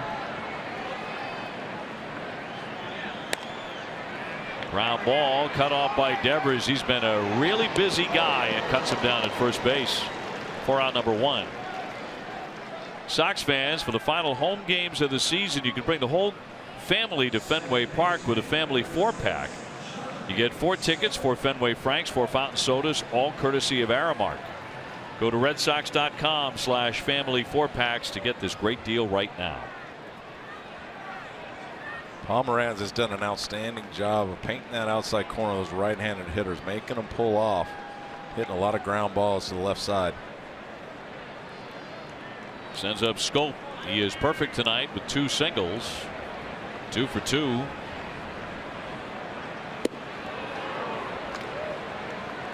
We hear from New York that the Twins had the audacity to bunt on CC Sabathia, and not only bunt on him, but they bunted twice in the first inning for base hits, which I think is very smart because it's bound to be wet there because of the rain delay, and he's got the bad knee. But you know he didn't like it. No, well, so what, right? You know, I'm not Exactly. out there to make friends. And Minnesota's fighting for their lives, their playoff lives, like we mentioned, 1.5 up. The Los Angeles Angels of Anaheim, but my guess is later he will voice his displeasure at anyone tries to bunt on him. Fouled into the mitt, and the count moves to 2-2. Certainly did when the Red Sox were there and tried to bunt on him. hits are too hard to come by at this league, especially against a guy like CC Sabathia. If you give me a hit, whether it's wet or whether the third baseman's back or even in the shift, I'm going to take it. Slap to third base. Devers the man tonight, and he guns him down, and he's been perfect. A lot of chances. Baseball is finding the young third baseman tonight. It's pretty interesting, the third baseman spot. I mean, you'll go games without getting a ball over there, and tonight he's had 4 or 5 plays. I really like this young kid. I mean, he's really holding that third base down well, and as a 20-year-old, it's very difficult to play at this level and keep your head about you, and especially play that hot corner. But he's done a nice job. Made some errors, but again, if you stick with him, he's going to get comfortable. He's going to play really well for you at third base.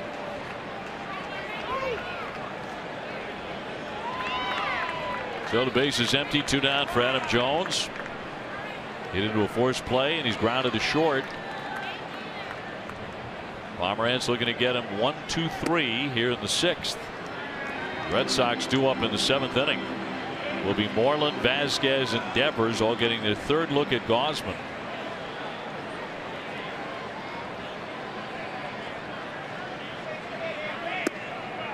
(2-0). Drew has walked 1 man. That was Trumbo in the 2nd.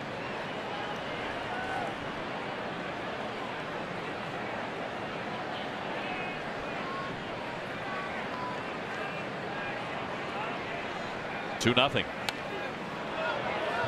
This is a tough team to walk. Attention, Red Sox Nation, is a reason why the Sox and the rest of America run on Dunkin'. Dunkin's iced coffee is consistently smooth and delicious. Dunkin' Donuts coffee, #1 in New England. The Red Sox run on Dunkin'.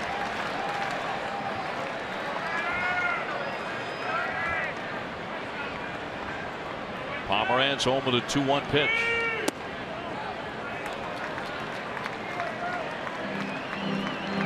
It's going to be difficult to get Drew Pomeranz on his fastball. He's locating it just too well in the outside corner. Trey Mancini, the only guy that hit a bullet out to right field. His curveball, he's leaving out over the plate, and that's the pitch he's going to get hurt on unless he locates that a little better. Well, he's walked Jones here with 2 down. His second free pass. Mancini will bat in the inning, and he certainly has home run ability with 24. Tomorrow night, the finale here, and the last game the Red Sox and the Orioles will play against each other until 2018. Chris Sale against Wade Miley. Red Sox 1 more game in Baltimore, then they go to the NL Central cellar, Cincinnati Reds, and then the AL East cellar, Blue Jays, before they have to face Astros at the end of the season. And you know, that's going to be interesting whether or not at that point the Red Sox even see Verlander or Keuchel from Houston, because it's potentially the playoff matchup they'll see right after. Yeah, it all depends on what the standings look like. That one ripped foul. And if the goal's been met about things like home field advantage. Well, I think that, you know, Cleveland and Houston separated themselves from the Boston Red Sox, who are third right now, and getting that home field advantage. I think they have it, but I know that Houston would rather play a wild card team than, say, the Red Sox, if in fact they end up third. Right now, Houston and Cleveland are separated by only 1 game in the loss column. And so that could come down to that last series and make it inevitable that those guys do pitch. Yeah. If they have an opportunity to have home field advantage all the way through the American League playoffs, they're certainly going to pitch those guys. Well, Boston would need to make up 5.5 to even get a home field advantage. So they've got that type of a lead. It's just a little trickler on the infield, knocked down by Pomeranz, but no play. Devers was charging in, and Pomeranz got leather on it, but no play made. That'll be safe at first and second. It'll be a single for Mancini. Just a dribbler there by Mancini. Pomeranz makes a good move on it, but didn't concentrate enough to keep it in his glove. Like we talked about, when you're teaching infielders, you catch the ball first and then you make the throw. It sounds easier said than done, but a lot of times guys get ahead of themselves and try to make the play before they've actually caught the ball. Do you just let your third baseman take that? Well, the third baseman's supposed to call you off, and when you've got a young kid over there, I doubt that Devers said anything in that situation. Going to be a tough play for the left-hander, Pomeranz, anyway. So they'll send up Trumbo with Jones at second, Mancini at first. They had a great scoring chance back in the third inning after a double and a single, but could not score it. Two-base hit in the fifth inning, and a high chop on the infield. Devers will let it go by and makes the smart move. That's going to be a foul ball. Excellent. Great heads-up play by Devers there. Wasn't going to get Trumbo running down the line. He was going to try to make the force at third by staying on the bag. Once he knew the ball wouldn't get there in time, he lets it go. Foul. You're geared up in your mind to make a play. That's, again, easier said than done. To let it go, foul. Trumbo was certainly going to be safe at first. Sox get activity in the bullpen. Austin Maddox beginning to throw, but he's just starting. Pomeranz got the first two men pretty easily, but then he walked Jones. The infield hit to Mancini. And now Trumbo, who's walked and grounded to second. 0-0 in the sixth.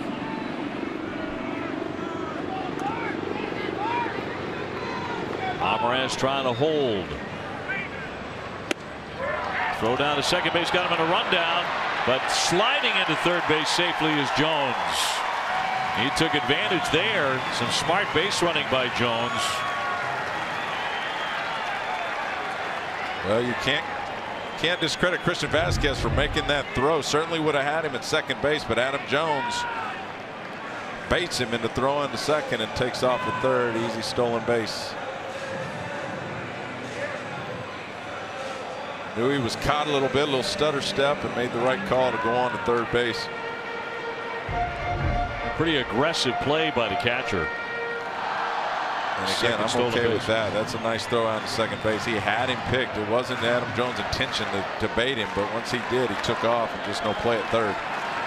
Well, was in for strike count. 0-2 on Trumbo. We'll see if it costs the Red Sox here, or can he get Trumbo here? Breaking ball, nice stop by Vasquez to keep the runners at bay. Really no huge advantage to get to third base from second with 2 outs, because the only thing that can help you is an error, of course. A base hit's going to score you from second anyway. Pass ball, but that's why you generally don't see guys steal third base with 2 outs.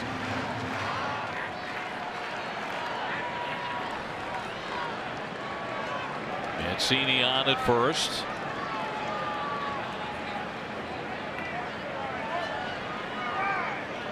And a 1-2 from the big lefty.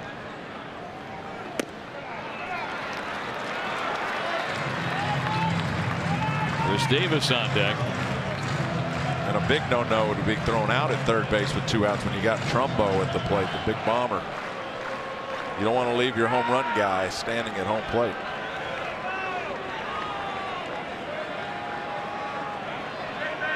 Pomeranz thinking about a big K.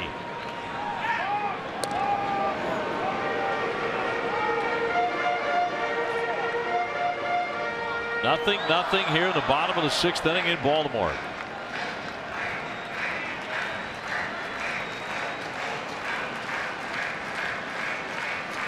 And this guy had 47 home runs last year. Put it a long way. He has been unable to duplicate that success this year, hitting in the 230s, 23 home runs.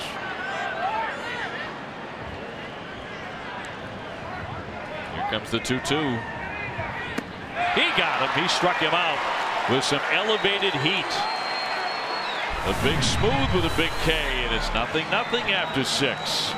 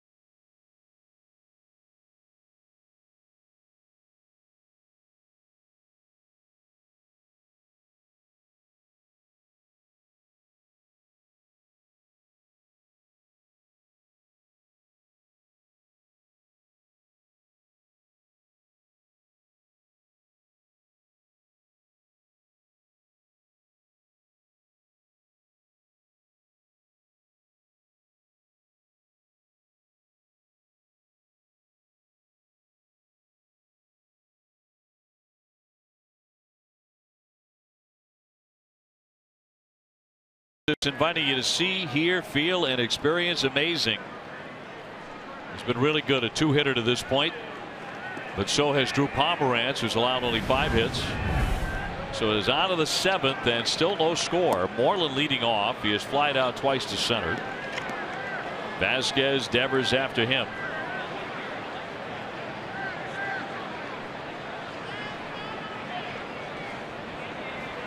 Moreland, a 278 lifetime hitter against Gausman.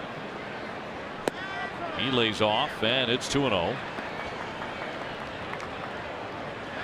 Gausman's walked one man. That was last inning. It was Benintendi. And the Red Sox had their best scoring chance tonight. They didn't have a hit through 4 2/3 tonight. Wrapped to first base, handled by Davis, one away.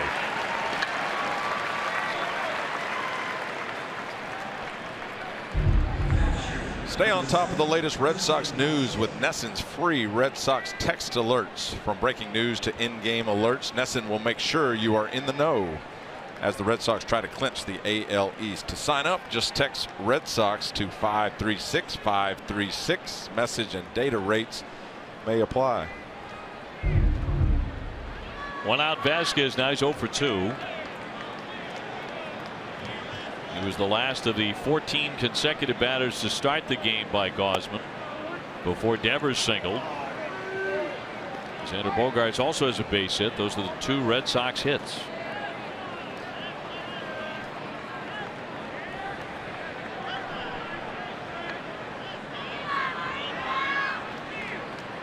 And a 1-0. Does it feel to you like one of those nights, or do you watch baseball this way, like one run is going to do it? Certainly feels that way now. Of course, it feels more like we're going to extras again.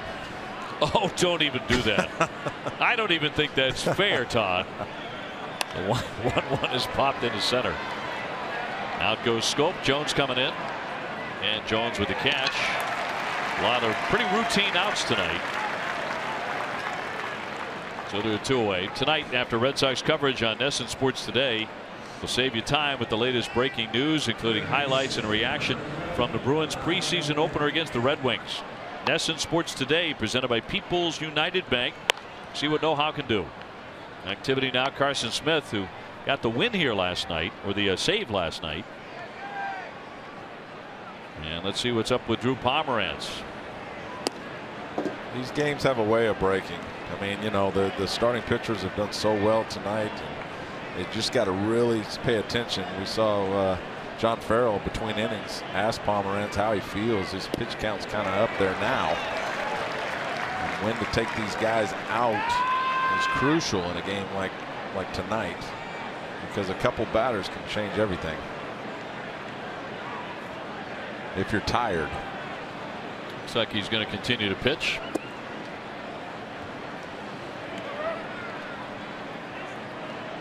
Been a while since he's gone into the 7th inning. Going to go back to August 12th. The 2-1. Travis up next. Devers with a single and a strikeout tonight. And a lot of activity defensively at third base.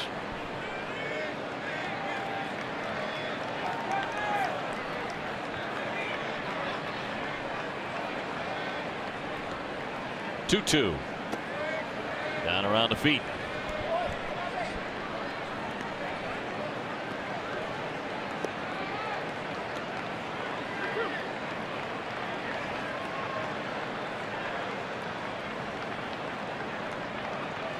Kevin Gausman 11-10, coming in a 4.83 ERA, firing. And a soft ground ball to Scope up and over to get him. Side retired. Red Sox done in order. And that's for the 5th time tonight.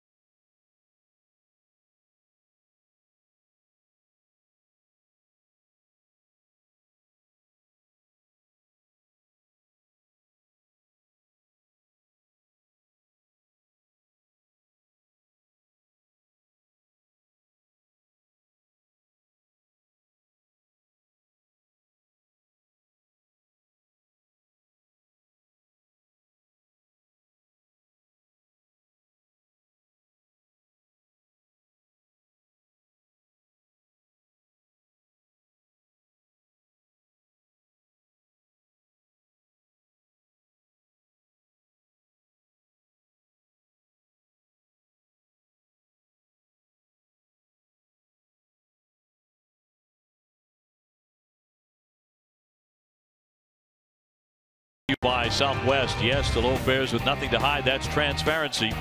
4 trucks built for tough. The official truck of the Boston Red Sox. McDonald's. Any McCafe muffin with any size coffee, just $1.99. Digital Federal Credit Union. See what DCU can save you. And by the great folks at Sullivan Tire and Complete Auto Service. So it's the bottom of the 7th inning. The leadoff hitter in the frame is Chris Davis. Pomeranz back out there. Tossing a 5-hit shutout. Problem is his opponent is firing a 2-hit shutout. In there for a strike. Davis has whiffed, and he's also lined to center field on a shot that would have been gone as Smith gets ready in the bullpen. And Jackie Bradley made a marvelous leaping catch to steal a home run. So don't forget about that play to this point in the game. It ought to be 1-0 Baltimore. And a high fly to left, but this is going to hang up. Benintendi will come in fact, on the move for the catch. Back to that catch, back in the 5th inning by JBJ. What a big jump by JBJ. Took off right when that ball was hit, knew where the wall was, timed the leap out perfectly, and takes away a home run. Chris Davis. And I thought that they would have left Pomeranz in there to get the lefty Chris Davis, and regardless of what would happen, it'd be Carson Smith. So Pomeranz done for the night. Another outstanding effort by the left-hander. Gets the first out here in the 7th inning, and we'll have more in a moment.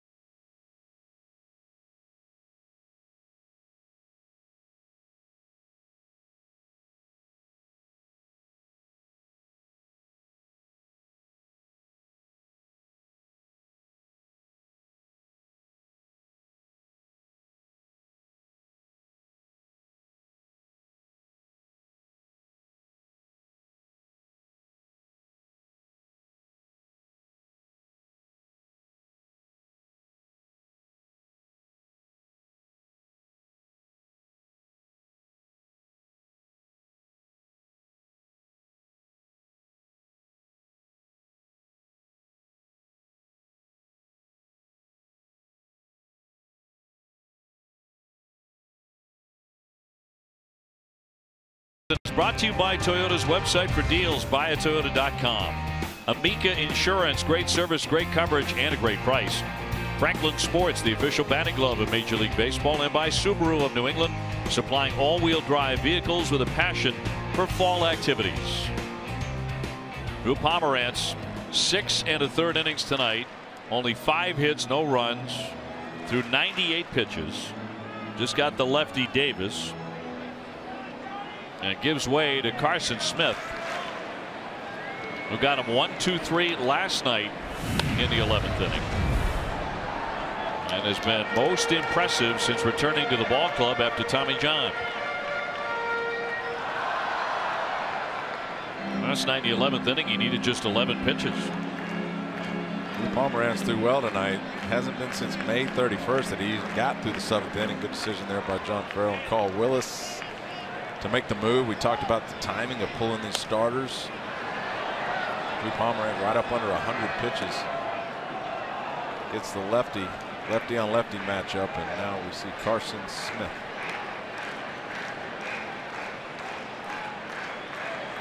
Facing Austin Hayes, he has a double. He's hit into a fielder's choice tonight. Last night Smith had the save, his first since August 18 of 15.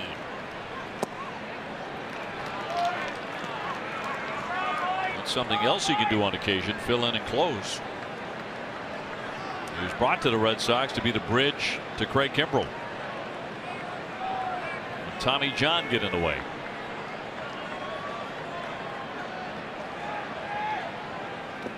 Cut on and missed. He struck him out. Vasquez will throw off balance and get him. The strikeout complete, 2 away. A lot of guys in the big leagues can throw 90, 95, but Carson Smith has this thing going on. It's just tough to pick up the baseball. Funky delivery, really nice delivery motion, just shot out of a cannon. Let's go to Jemai.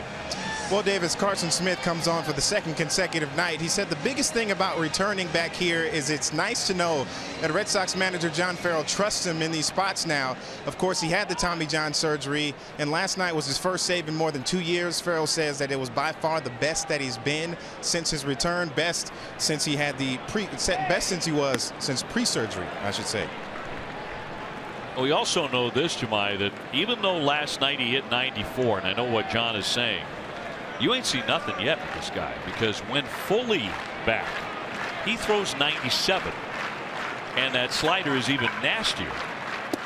But it's great to see him working, you know, in that 90, 92, 93 range with that slide piece. And when you add in the deception of his delivery, it's a very difficult kid to hit. Big, tall guy.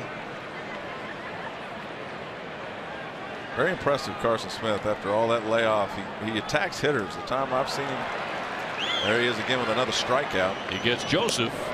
Back-to-back Ks, another 1-2-3 inning. Wow. He's looked really, really good. End of 7. We have no score.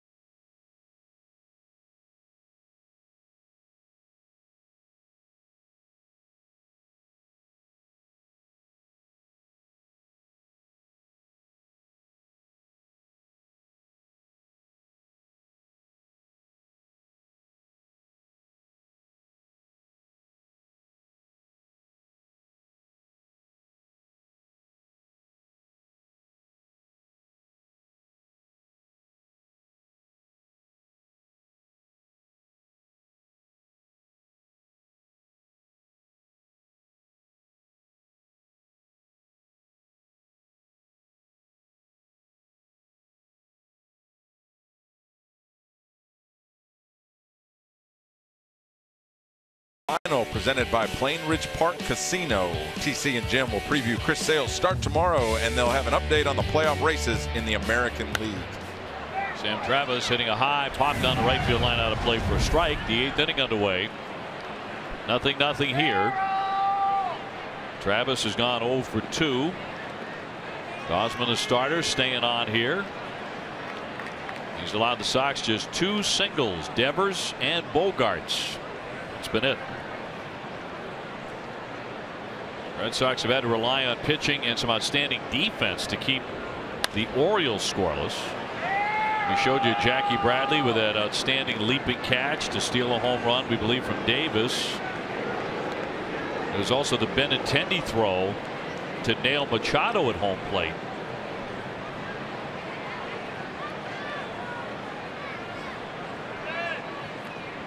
And the 0-2. He won't chase. Addison Reed now thrown in the bullpen. And Carson Smith mowed him down. 1-2-3, 2 Ks.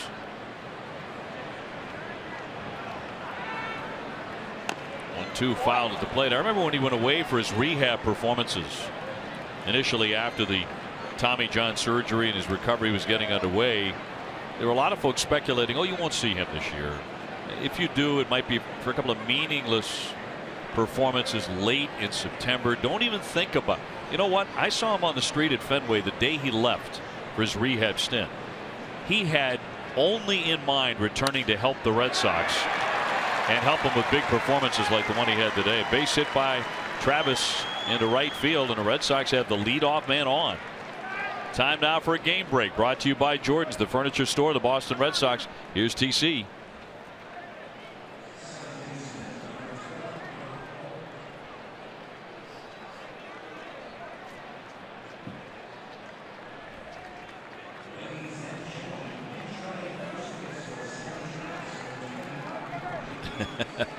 No bunting, but they did bunt for a couple of hits earlier. Oriole Park at Camden Yards. Dave O'Brien, Todd Walker, and Jemai Webster with you. Base runner will be Rajai Davis. He will run for Travis. And in at third, Machado with Brock Holt. Pretty good bunter. And a 0-0 game. He has struck out and grounded to short. Manny Machado expecting bunt right up in his grill. Third base. Pick over to see if they'll get any indication from Brock that he is in fact bunting.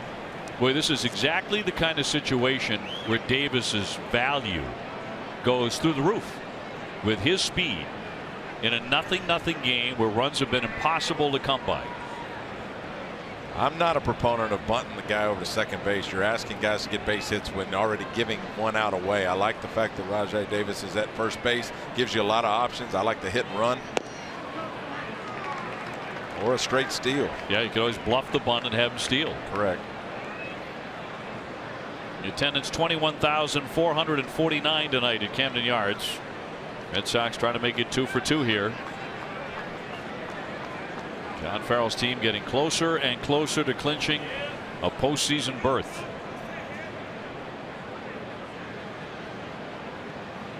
Shows bunt and fouls it away.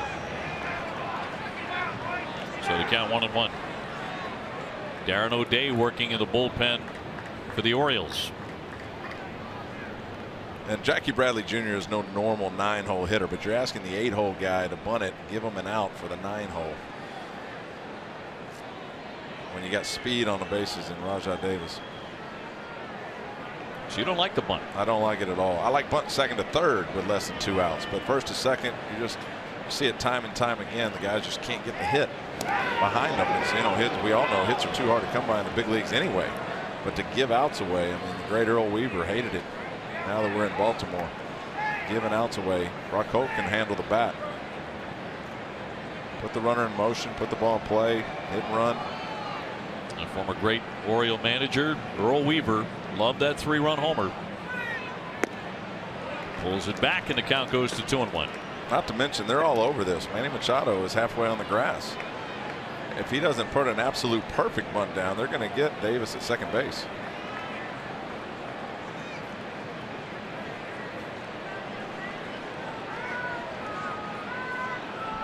That bunt has got to be up the first base line. And that's harder to do, to pull it as a left-handed hitter. Pull a bunt. You got to get the head out a little further.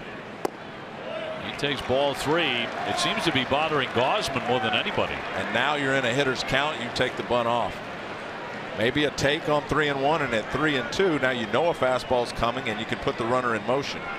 Now you're in a good spot if you're John Farrell. Now he's really got to throw a strike. Has to throw a strike. I'd almost be apt, like I said, to take it. Now at 3-2, you're going to get another fastball. He is bunting and drops it down up the first base line, but foul. So the count goes to 3-2. And now he can't bunt. So now it might work. Put Rajai in motion. Brock Holt can handle the bat.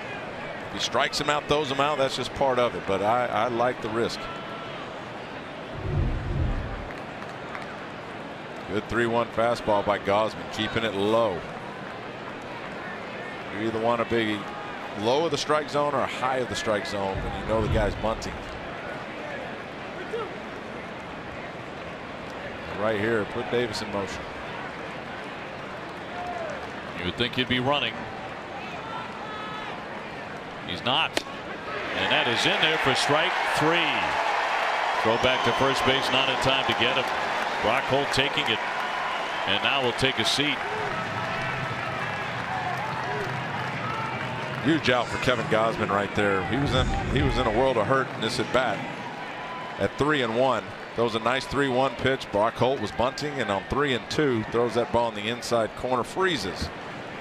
Brock Holt as a hitter, you look at that ball, and when it's released from his hand, you think it's inside, and it just comes back over the plate.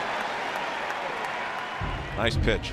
Big first out is Jackie Bradley's flied out and popped up. Like you, I'm surprised that Davis was not running on 3-2. And you know, the Boston Red Sox do such a great job of stealing bases.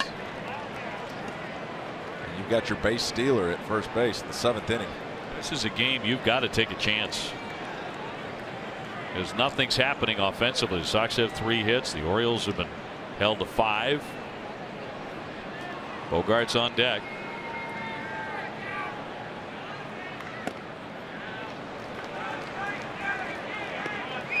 Yankees 17 home runs. This is not his favorite guy to face, though. He's just 2 for 17 lifetime against Gausman. You would think you'd try to get Davis over to second, but right now you got the left-handed hitter Jackie Bradley. It opens up that right side of the infield. Again, the first baseman has to hold the runner on. You certainly don't want him coming off the bag, so probably less likely to steal in this situation. Nice big hole over there. He snuck that one in on the edge.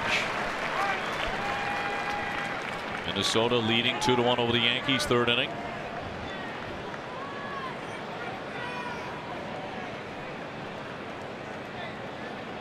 Nothing game here in the 8th.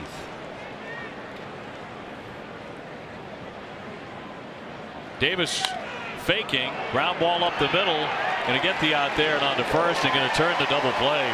I'm not entirely sure what Davis was doing, but he slammed on the brakes and he never kept going. Double play retires the side. Don't go anywhere if we stay in the park.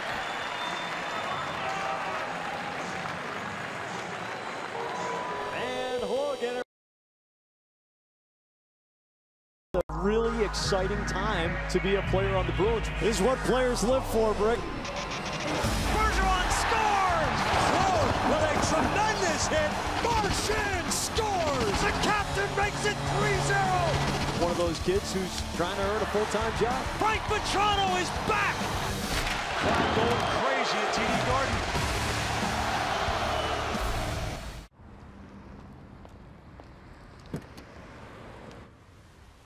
Address should be there, 1800 Ann Street. Hello? Yeah, it's your driver. I'm on the ground. Go! What? I thought we said no hostages! Want to get away? Now you can with Southwest fares as low as $59 one way. Yes to low fares with nothing to hide. That's transparency. Experience the winning difference at Plain Ridge Park Casino. Your place for over 1,200 slots and electronic table games, live music, and a bite for any appetite. Sign up for a Marquee Rewards card today and receive over $200 in coupons redeemable for food, free play, and more. Plus, earn points while you play, dine, or shop redeemable at any Marquee Rewards destination, including Tropicana Las Vegas. At Plain Ridge Park Casino, the only casino in Massachusetts. We just got to take it one game at a time. Next question. Odell, can you repeat everything you just said? My live stream won't load. Technical foul. Wrong sport. Wrong network. You see, you need unlimited on Verizon. It's America's largest, most reliable 4G LTE network. They won't let you down in places like this, even in the strike zone. It's the red zone. Pretty sure it's the strike zone. Here, use mine. All right, see you on the court, champ. Heads up. When it really, really matters, you need the best network and the best unlimited. Plans now start at $40 per line for 4 lines. In Baltimore, very comfortable night. Apparently not to hit, though, because it's 0-0. Our game summary brought to you by Xfinity. Pomerantz was excellent. Carson Smith coming out of the bullpen, 2nd consecutive night. He was outstanding. Gausman has been brilliant, though, through 8 innings, 3 hits, 7 Ks, no runs. Machado with a double. Very few hits, just 5 for the Orioles, 3 for the Red Sox. Addison Reed on to work the 8th inning now, and he'll get the top of the order. Beckham, Machado, and Scope. Well, you figure Rajai Davis in the ball game to try and run, to try and steal a base, or move on to second on a bunt. The Red Sox did not get the bunt down, wound up a strikeout, and then when it looked like he got a decent jump, he decided to go back. Well, you can assume that Davis has the green light right there. It just hadn't been in a whole lot of ball games. Doesn't have a feel for being out there, and right there takes off. Thought second about it and just stopped. But 3-1 and 3-2 to Brock Holt. John Verrill knows his team more than anybody, and if you do have a strikeout guy at the plate, you're less likely to put the guy in motion, and that was obviously the case there.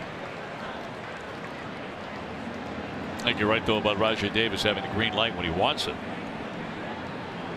I think they can give it to you and want you to go, but for the most part, Davis knows how to steal bags, and he's got the green light. He's been an exceptional base stealer. Cut on and missed, and down goes Beckham. See fans for the 3rd time. Davis looks like he gets a pretty good jump, but then just stops, and the ball's put in play, an easy double play. But you know, you steal bases on the pitcher, not necessarily the catcher. And when you take off and you're a base stealer like Davis, and you don't think you can make it, you'll put the brakes on. But again, it's a feel for the game. Davis just hasn't been out there a whole lot, and I think they're going to need him down the stretch. Chatting up Gary DiSarcina, the bench coach. And here's Machado. He's 1 for 3 with a double. Scoreless here in the last half of the 8th inning.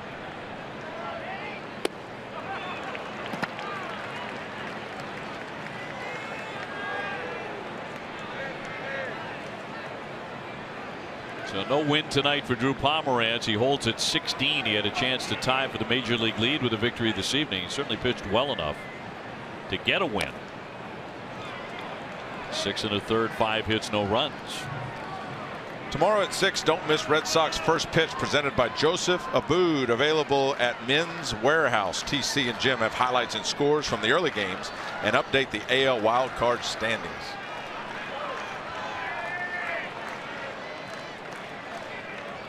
Reed with the 0-2. Scope on deck.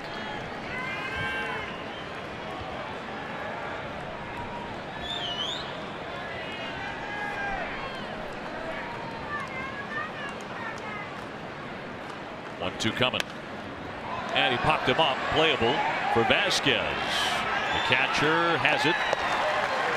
2 down. Wow. Full Machado right there. Machado obviously looking for some sort of off speed. That was right down Happy Valley and just swung up under it and popped it up. Look at this pitch. Just split the middle. But you'll miss those balls if you're a hitter when you're looking for some sort of nasty off speed pitch. And Machado 1 for 4. Here's Scope. He's got 2 for 3.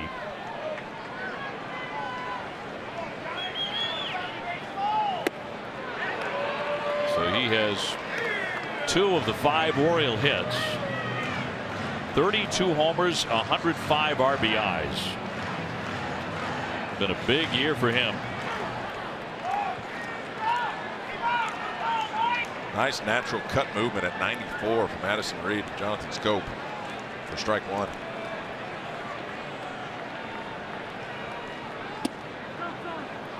Last night, Scope didn't do any damage. He was 0 for 6 in the 11th inning Red Sox win.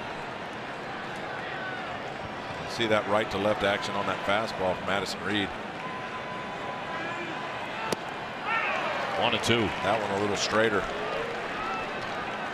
At 95. Yeah.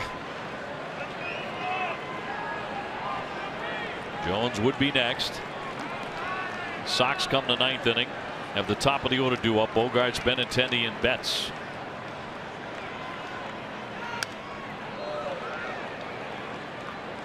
The Orioles have turned 2 triple plays this season, and Scope has been part of both of them. One of them came at Fenway in May. A disjointed triple play on what many on the Red Sox side believe should have been the infield fly rule in effect. It was not. A lot of pitching deception. Carson Smith with that short arm delivery, and Addison Reed curls his body, hides the ball. It's tough to catch up to that pitch right there. I should say so. He struck out 2 men in this inning. He gets a 1-2-3. Nothing as we go to the 9th.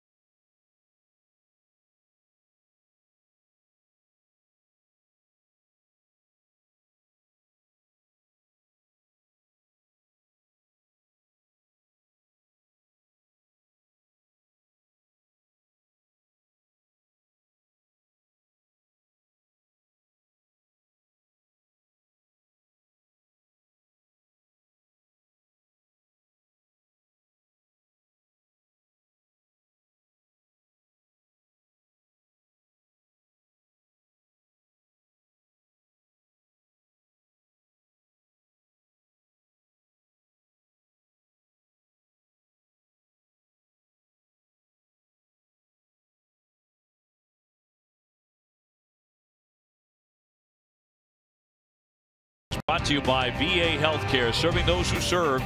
Visit NESN.com/veteran to learn more. Eastern Bank, join us for good. And by your New England Audi dealers and a 2018 Audi Q5. Back at Birdland. Then some pitchers duel tonight as we go to the 9th inning. This will be Darren O'Day, the side armor, to face Bogarts, Benintendi, and Betts. Red Sox trying to get on the scoreboard. Bogarts is 1 for 3 with a single. Gosman was terrific. Allowing just 3 hits in 8 innings. Xander had his in the 6th.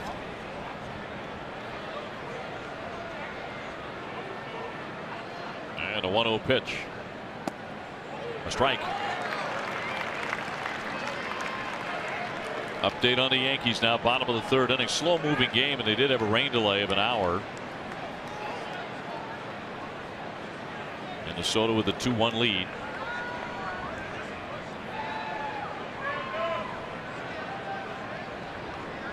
O'Day home with a 1-1.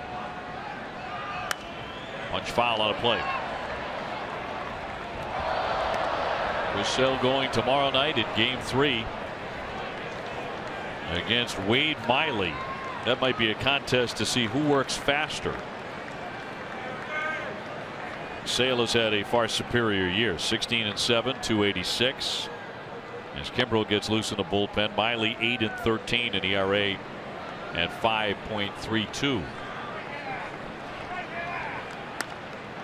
Popped him up into short right. Scope out there, and we'll chase this down to make the catch.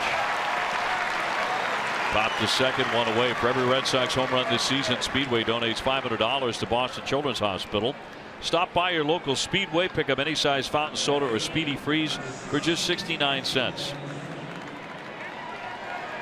Benintendi now, he's gone 0 for 2 with a walk tonight. I like Benintendi's chances here. As a left-handed hitter, you get a sidewinder, you see that ball for an extra, I'd call it a millisecond, but you do see it longer. A right-handed side armor for a left-handed hitter. The trick is just to stay back and not pull off an outside pitch. Benintendi, the hitting star last night with the game-winning hit in the 11th, a 2-run single. And snap the tie, and the Red Sox would win it 10-8.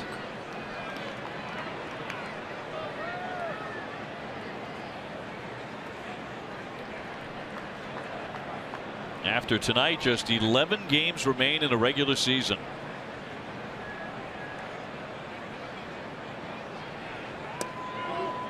That's going to miss for a ball. He could have gotten that call. He did not from Muchlinski, so it kind of moves to 2-0. Betts on deck.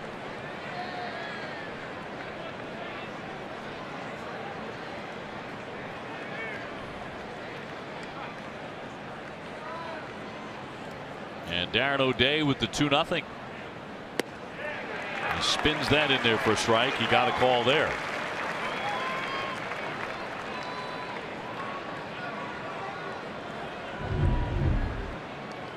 Pitch from Darren O'Day right on the outside. Black comes back across the back door for strike 1 to Benintendi. 2-1. Another strike. Yeah, I'm not sure that's a strike. Benintendi's upset about it. The 2-0 was right on that corner, as far out as it can be a strike. That one was a little further out.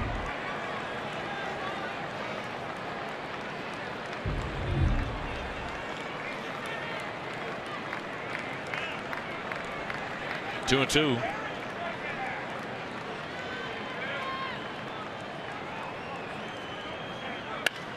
Rope down the line. That's headed up against the fence. That's going to go for extra bases. Hayes to fire. He dives in with a double. And the Sox are in business with 1 down in the 9th. Kind of had that feeling, didn't you? I had the feeling, and last night was the same sequence. Benintendi with the game-winning base hit last night got worked away, and with 2 strikes, they try to come inside, and Benintendi hurts him. Again tonight, working him away, 2 quality strikes on the outside corner. Why in the world would you throw it inside to Benintendi? But they do it, and here he is with a double with 1 out.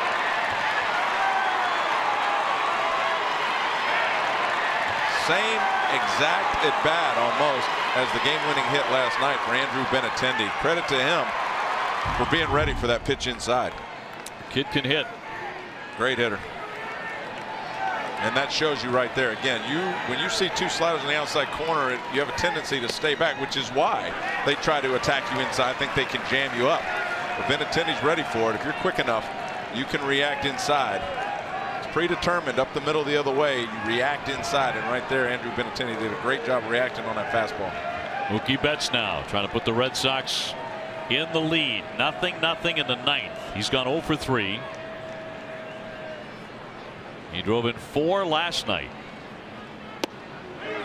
Checked his swing. 1-1. Moreland on deck. Another left-hander. He's flied to center, struck out, and grounded to short. Double by Benintendi, the 4th Red Sox hit all night.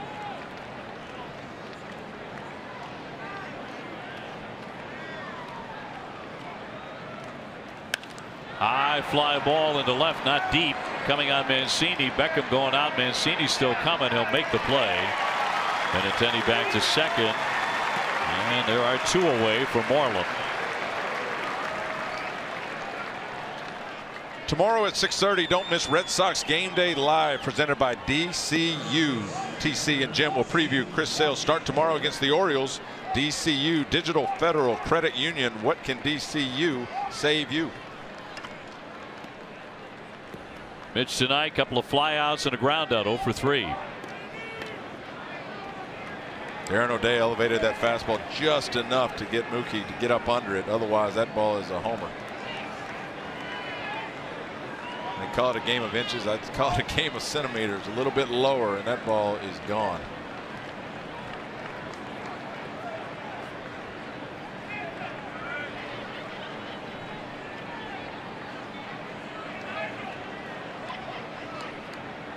And the first one to Moreland. Up high for ball 1. Kimbrel all ready to enter if needed. Another shift by the Baltimore defense. Jonathan Scope in shallow right field. And Mitch Moreland, big hole between second base and the third baseman Machado, who's moved over a little bit. Fouled back and a good rip.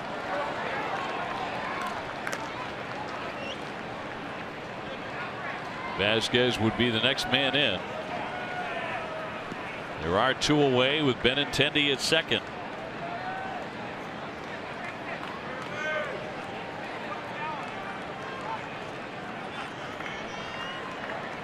If the Red Sox can't score here, Kimbrel would be coming on to try to get the Red Sox to extra innings again.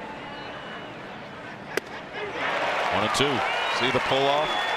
The balance of staying in the box and keeping your balance even though you swing and miss. But when you fall off to your backside, you're pulling off. Now he's aware that they're putting a shift on him and trying to throw him inside, but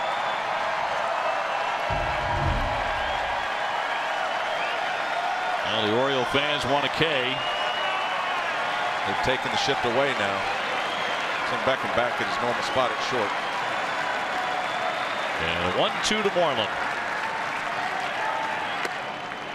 2-2.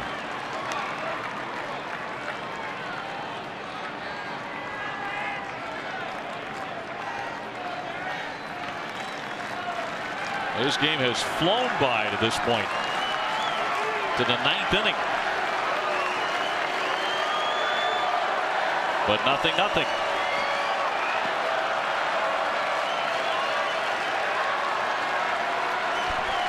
O'Day with a 2-2. And popped him up, foul off third. Machado ranging over there, but can't get to it. So they'll do it again on 2-2.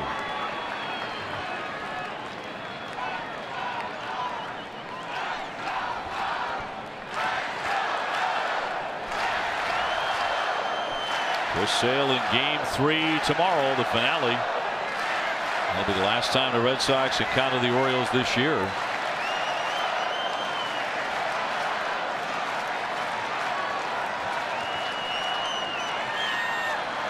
It will be so sad to say goodbye to Buck Showalter.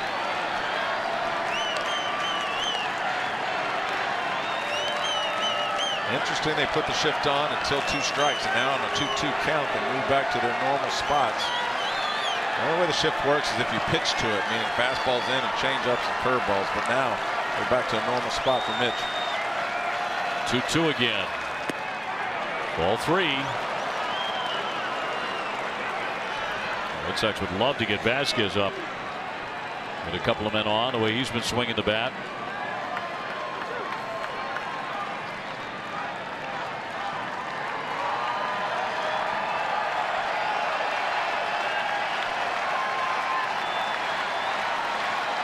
Two down, 3 balls, 2 strikes on Moreland. Runner at second.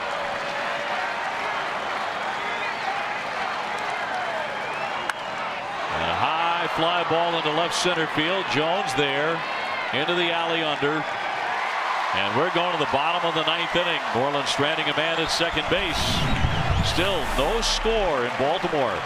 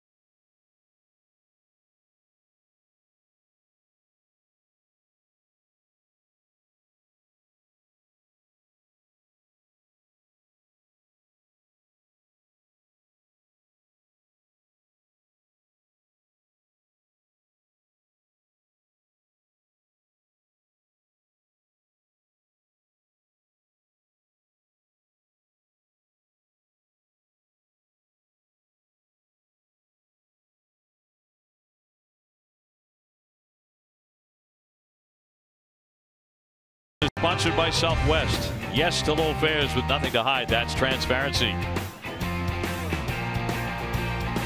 Red Sox nothing, Orioles nothing. Bottom of the 9th inning. Jones, Mancini, Trumbo against Craig Kimbrell. So this ought to be entertaining, and the Red Sox hope is to get the ball game to extra innings again for the 2nd straight night and for the 18th time this season. Another shining example of why they get to extra inning games. I mean, Carson Smith comes in the game. Drew Pomeranz did a great job at the start. They just don't give up anything. Addison Reed did great. Now you have Craig Kimbrell, who has ridiculously good numbers. 8-to-1 strikeout to walk ratio. Watch this play by Benintendi. There were other reasons we're tied, locked down at 0-0. Catch Machado at home plate. Perfect throw. Nice tag there by Vasquez. And Bradley on a Chris Davis bullet to right robs the home run with a beautiful play. And that's the reason it's still 0-0 going into the bottom of the 9th. Jones going for the downs on a 98-mile-an-hour fastball right through it. He's gone 0 for 2 with a walk. He's hit 26. The man on deck is hit 24, and after him 23 home runs. You know, when you talk about Kimbrel and the strikeout to walk ratio, usually a great number is 3-1. He's 8.5 to 1. I mean, it's just strikes everybody out. When you talk about pitching and defense, you got a pitcher like that, you don't need too much defense. Last one, 99 past Jones.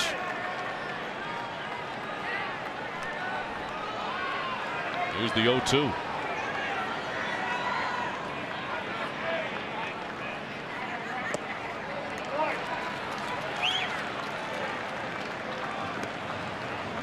Brad Brock now loosening in the bullpen, right-hander for the Orioles. He worked in last night's 11-inning affair, which the Red Sox won 10-8. Completely different ball game tonight.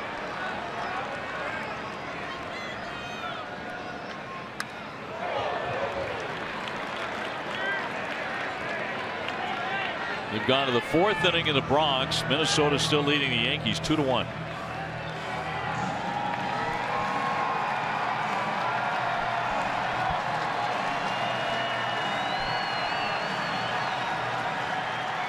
One and two on Adam Jones.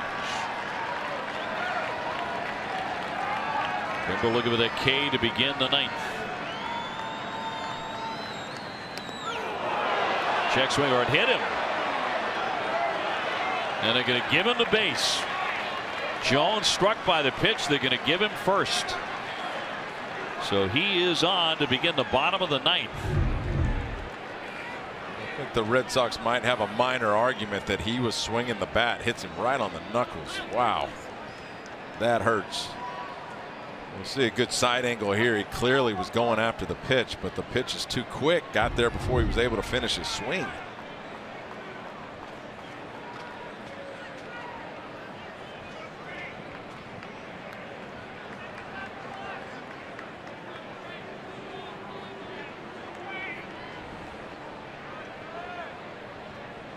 So Jones being attended to. Take another look. That's finger breaking material right there when you get your knuckles caught between the baseball and that wood bat. And ouch. Right off his right hand. Bad break for the Red Sox with the leadoff guy on for the Orioles here in the bottom of the 9th.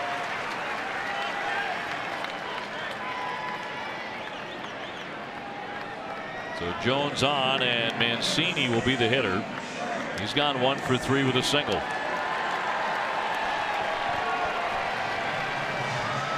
Devers back.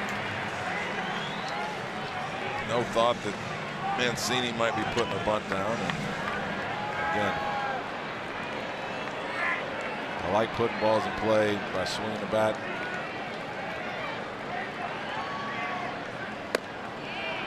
The 4th man to Kimbrel's hit with a pitch this season. Mancini, good power, 24 home runs, 77 RBIs. Good young hitter.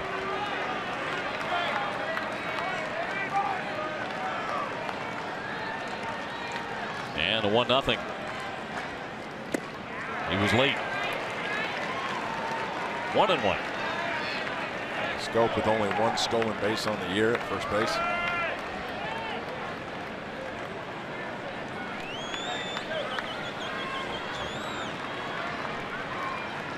Trumbo on deck.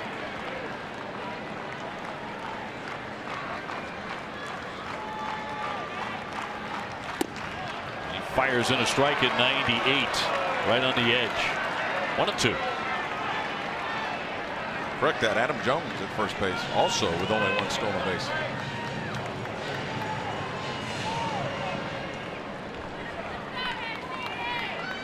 Mancini 2 for 4 off of Kimbrel in his career.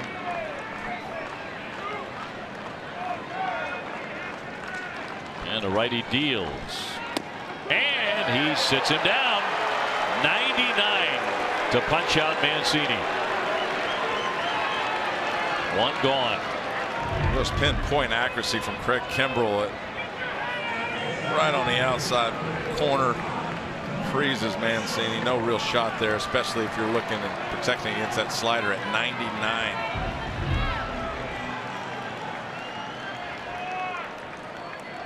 Here's Trumbo. He's walked, grounded out to second, and whiffed. 0-0 in the bottom of the 9th. Started him off with a breaking ball for ball 1.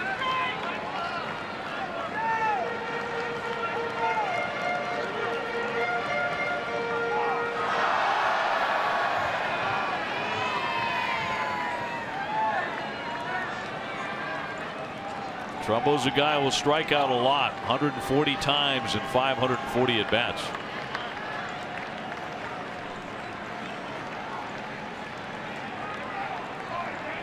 And the 1-0 from the Sox closer. Fouled away, 1-1.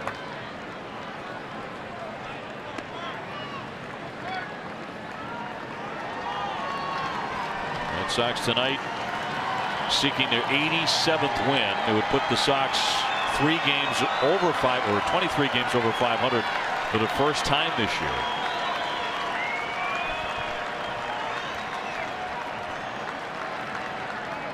They need to score. Here comes the 1-1 pitch.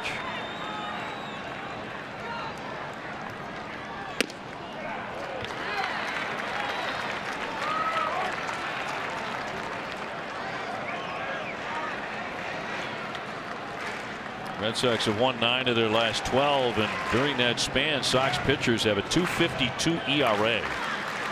They lead the majors in opponents' average. They're second in ERA to only the Cleveland Indians. 2-2. And that's why velocity is so important. Trumbo got a 1-0 fastball. He knows it's coming, but at 98, it's just hard to catch up to. Swings and misses, and right there it gets a hittable ball, but the velocity is too much. Yankees have tied up Minnesota 2-2. Still early in that game because of the rain delay.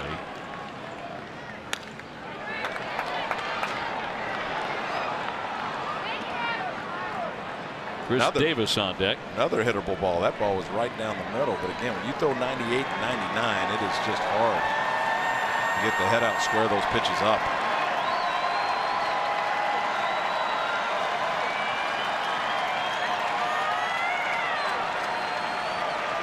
Adam Jones was hit by the pitch on at first, 1 down. Kimbrel trying to make it back-to-back Ks. Spoiled again. That time a curveball.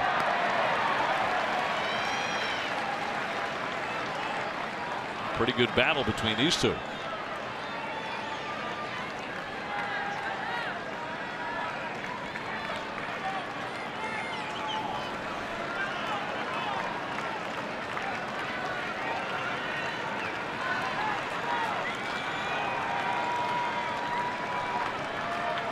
Kimbrel trying to put away Trumbo. The 2-2. High fly ball instead, not deep. On comes Jackie Bradley. He's there. 2 outs. And Davis about to step in. Watch what makes Craig Kimbrel so good. The slider low and away gets him thinking about it. Fastball in the corner. Fastball high and away, working him outside, then comes inside at high 90s, right down the middle, 98, 88-mile-an-hour slider, and again, splits the plate with 99. But when you put that thought in a hitter's mind of that slider, it is hard to catch up to 99 miles an hour, and that's what makes Craig Kimbrel so good. Well, appeared in last night's game without any rest. He's awfully tough. Here's Chris Davis. He was denied a home run by Jackie Bradley back in the 5th inning. He's gone 0 for 3.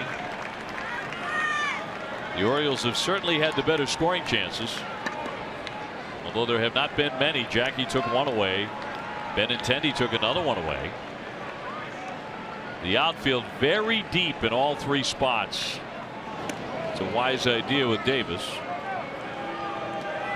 Xander in his normal shortstop position. Devers is playing second base spot. Oh, deep, shallow right field.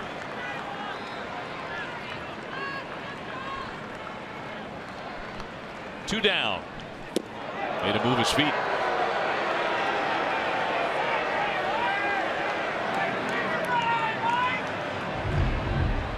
Kimbrel trying to come inside and just pulls through it a little too much. Doesn't want to make a mistake. To the big hit, Chris Davis, with 2 outs. But right here, a 2-0, predictable fastball right there.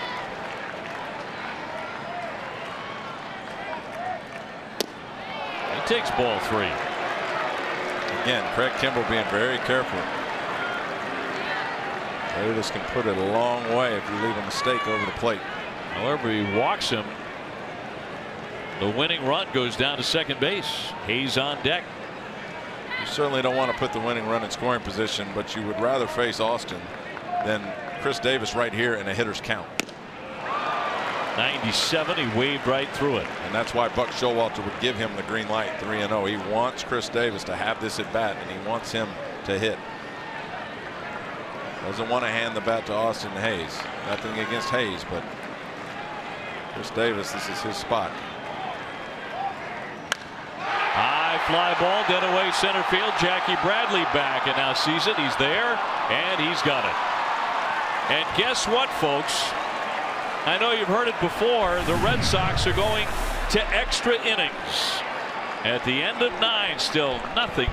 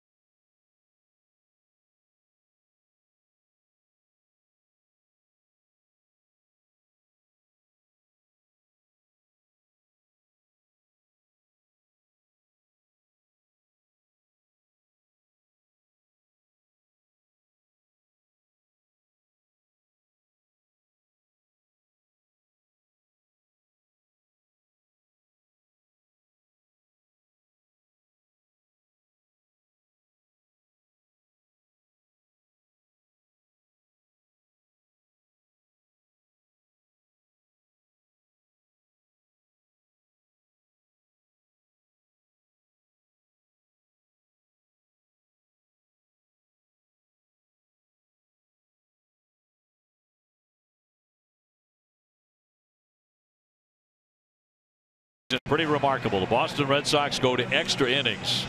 That means they have the Orioles exactly where they want them, right? That's right. Because they're 14-3. Yeah, 14 wins and 17 extra inning games. And again, the Red Sox find themselves in another extra inning spot. But again, a credit to the bullpen for coming in and holding the Orioles down. Carson Smith, Addison Reed, and then you saw Craig Kimbrel there in the 9th. Well, here comes Brad Brock out of the bullpen for the Orioles. He's appeared in 63 games for them. Tied for 4th in the American League overall in appearances since the start of 2016. Joe Kelly getting going to the Sox pen. And Vasquez to lead off in the 10th. Back-to-back extra inning games. It's the 3rd one on the road trip for the Red Sox. And a liner to right field. Hayes will make the catch. Hit right at him. And Vasquez 0 for 4, 1 away. Didn't fool Vasquez there. Bloop single started the 5th inning for the Boston Red Sox last night. Ended up scoring 6 runs and winning that game in the 11th. Missile to right field, but out number 1. Here's Devers, 1 for 3 for Rafael, a base hit in the 5th inning. One of just 4 Boston hits all night.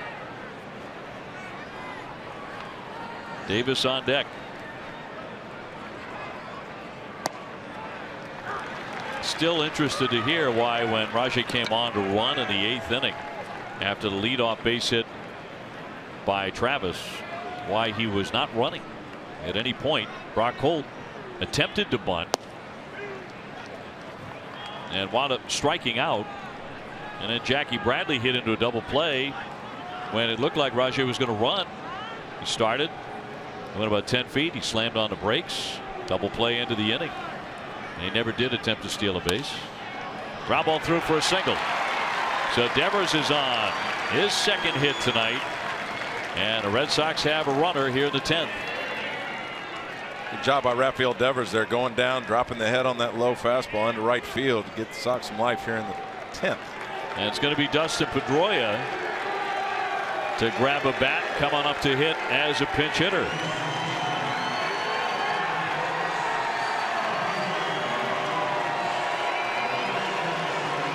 Pedroia last night with the foul ball off the plate that struck him in the nose.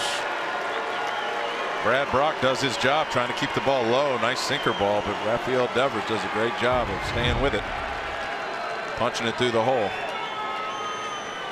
Pedroia actually got very lucky last night. He could have done a lot more damage, could have hit him in the eye.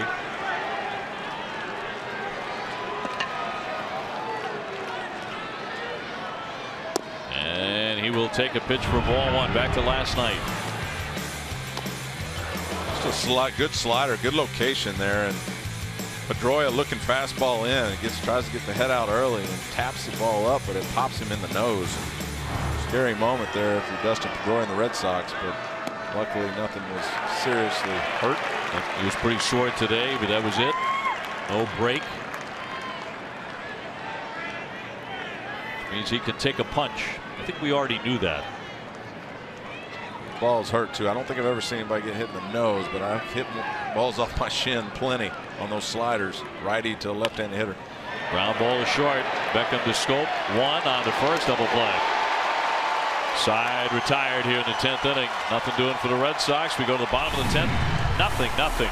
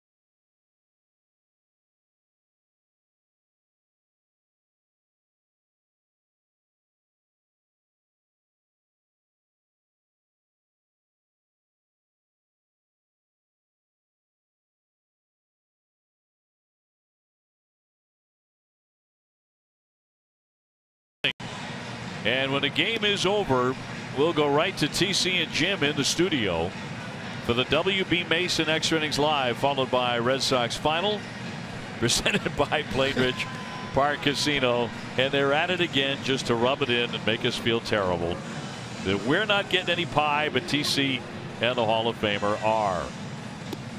Oh my. Still like the feet up too. This adds to the scene. Yep. Very nice. Might be a while the way things have been going for the Red Sox, huh? Might as well put your feet up. Last of the 10th, Joe Kelly on, appearance number 51. 268 earned run average. He's really been pitching his best baseball of the season lately. Well, and for both of these teams, the bullpens are just too good. Red Sox, as we know, and Baltimore, one of the highlights of their team is their bullpen. 12-3 in extra inning games themselves. Kelly's really been exceptional on the road, too. A 1.27 ERA and 27 road appearances. needs to be tough again. Austin Hayes will lead it off. And Caleb Joseph and Tim Beckham. The Yankees have gone ahead of Minnesota. 5th inning, 3-2 New York.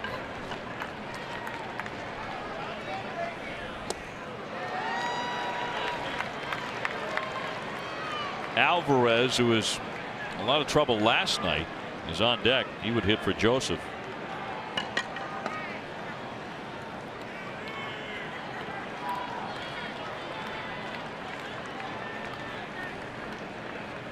And the 0-1 pitch from the right-hander.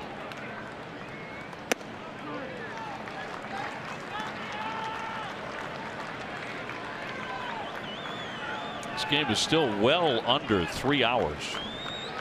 It was really motoring along tonight, but neither side could manage to score. 1-1. Poke foul. Red Sox used 10 pitchers last night.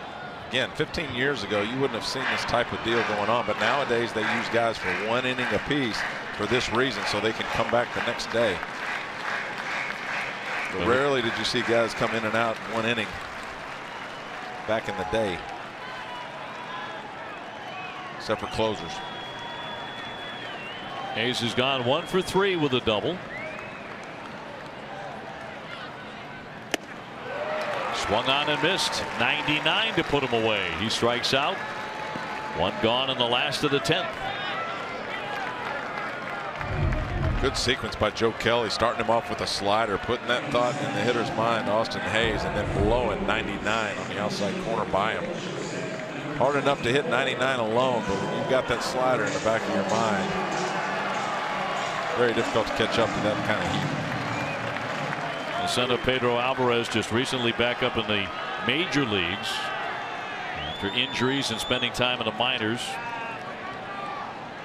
Last night he was all sorts of trouble, although the Red Sox of course won the ball game. Got his first home run of the season. Fouls that one off of Vasquez for strike 1. He went 3 for 3. And he also walked twice along with that home run. What he's done against Kelly too. Sees him well. Big first pitch hack by Pedro Alvarez, trying to end the game. Quickly 0-2 though. Right at him at 99. Sox had the shift on once again. Holtz in shallow right field.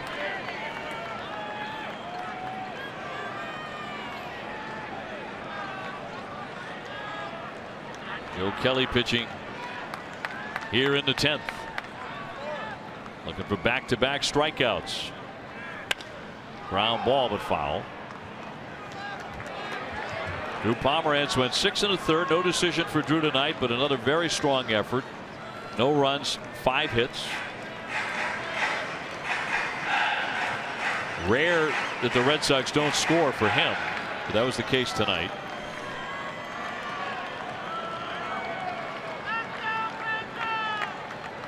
Rare that nobody scores in Camden Yards. I mean, this is a hitter's ballpark, I would say.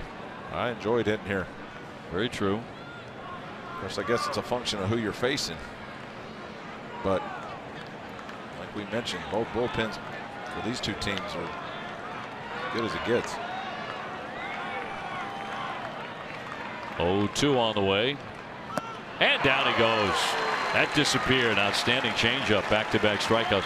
You talked about playing here. You had a very interesting incident that occurred here several years ago at Camden Yards. You were in the field. Here you are, Nomar with you. Rain's falling now. Terrible weather, and down you go. Yeah, that was a little spooky. I remember that. Yeah, that wasn't your normal thunderbolt. And you take the hat off because you've got the little metal thing on top, and you the last got thing off I there. want to do is die in Baltimore. You got out of there. I'm gone. And they, of course, delayed the game there. Yeah, that sounded like a rocket that night. Swing and a miss by Beckham.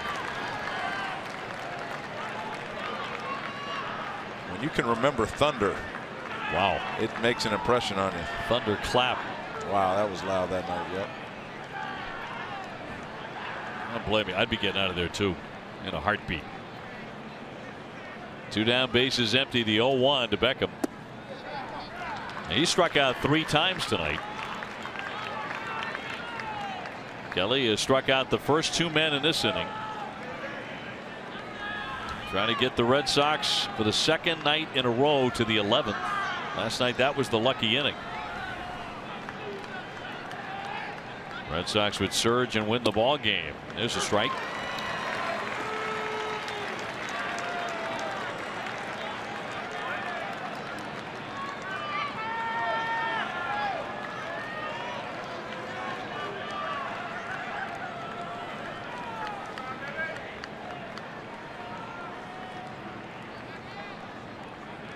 And a 1-2 from Kelly. Fouled off the catcher. Vasquez a little hobbled. Almost unfair. 100 miles an hour on the outside corner, and then you see that 89 mile an hour slider off Vasquez. Yeah, that doesn't feel too good.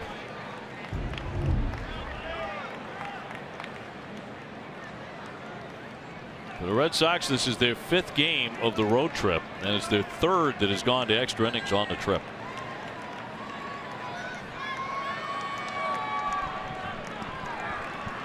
But they keep winning them.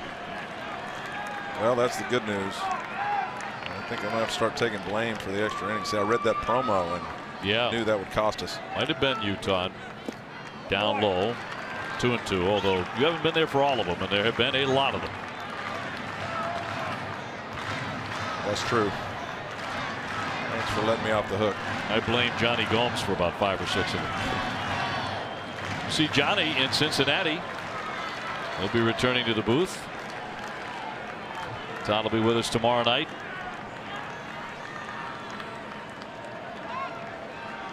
Red Sox with 3 more on the road after tomorrow, and that'll be it for the road schedule, the regular season. Then it is back home for the last week against Toronto and Houston.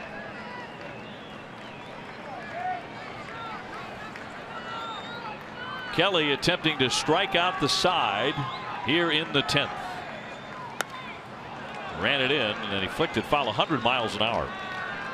It's always amazed me. You know, Kelly's not a big guy. How do you generate that type of arm speed to be able to throw that hard? He's able to do it. Not only that, he's so accurate.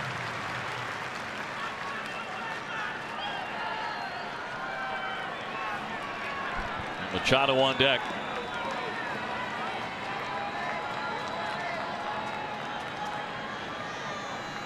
Scoreless in the 10th inning, and a 2-2 from Kelly.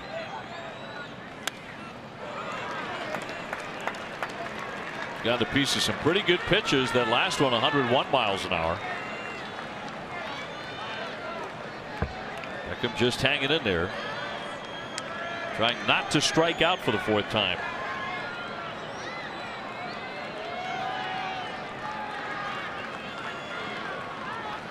Look at the tracker. I mean, nothing over the middle of the plate. Working Beckham away. Showed him inside on 1 pitch. Fouled again off Vasquez. He's getting beat up here. And smiling all the way through it. He kind of knew it was coming. Put his head down a little bit. Pops him in the mask. Off the hard hat. Shakes it off.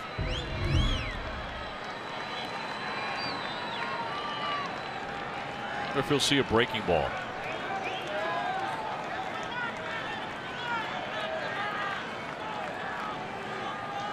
And another 2-2 to Tim Beckham. 101 again, and again fouled away. We've got pitch 8 and 9 on, more over the plate, but those pitches have been right on the outside corner. I mean, just perfect accuracy from Joe Kelly. And at 100 miles an hour on top of that. Very precise. Red Sox have held the Orioles without a hit over the last 3 2/3 innings. Kelly trying to make it 4. And he put him away. And with a changeup, 87 to strike him out. And he strikes out the side. Kelly is on fire. No score as we go to the 11th.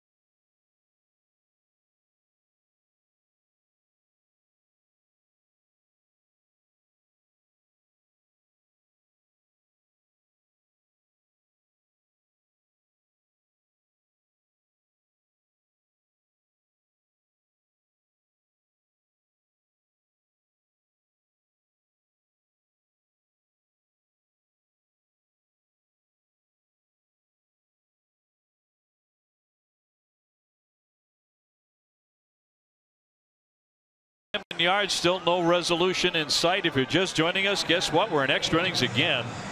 Going to the 11th inning, a tour de force there by Joe Kelly as he strikes out 3 consecutive batters, putting away Beckham with a changeup at 87. Just incredible the velocity that that kid has, and then to come back with the changeups. Perfect spots on just about every pitch that Joe Kelly threw there. One change, Wellington Castillo takes over behind the plate for the Orioles as Brock Holt's about to lead things off here. Well, the magic inning last night was the 11th when the Red Sox untied the ball game. 2-run single by Benintendi. That was the game winner. They beat the Orioles 10-8. See what it brings tonight. Brock Holt 0 for 3. Tried to hold up, and he did.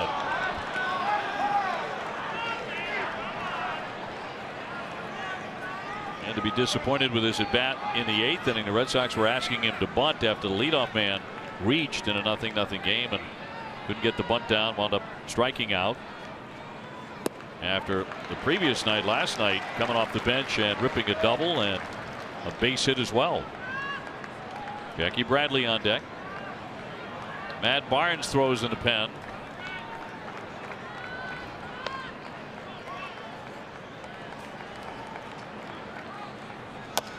And a high chop on the infield. That could be trouble. The pitcher has it play. He's safe. Brock Holt diving headlong into the bag, and he's got himself a leadoff single. A chopper that went a mile high. Great hustle by Brock Holt. Hits the plate, gets high enough for him to get down the first base line. You never teach to slide at first base unless you got the thought that he might try to tag you. And right there, I think Brock thought he might, but great job by Brock cutting off that ball and almost making the play. And it looked, what a great call there by the first base umpire, Todd Tishner.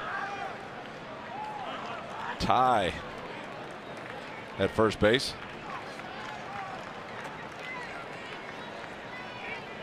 Ruled safe. The Orioles were thinking about challenging. They elected not to. So Brock Holt on and Jackie Bradley the hitter. Last time up he hit into a double play. He's gone 0 for 3. Jackie's done his part defensively. He has taken a run away, robbing Chris Davis of a home run with a leaping catch against the center field fence. Manny Machado in, expecting the bunt. Instead a strike, no bunt attempt. Let's see if he backs up.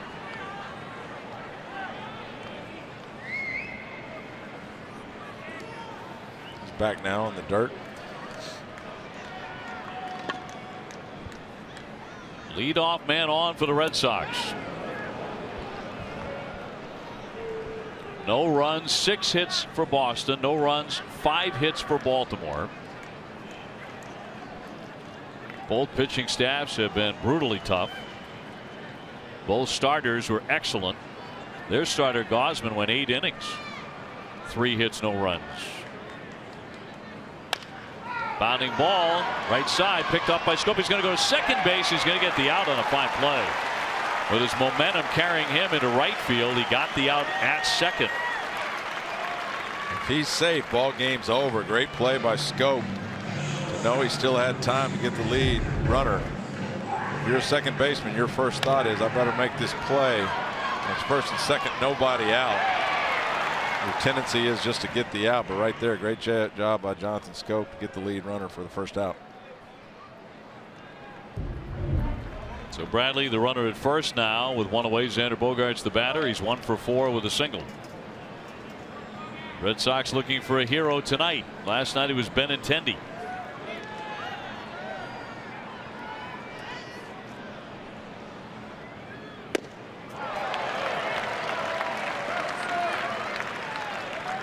Yankees on top of Minnesota, 3-2 fifth inning. Benintendi on deck. He doubled in the 9th inning, but the Red Sox could not bring him in.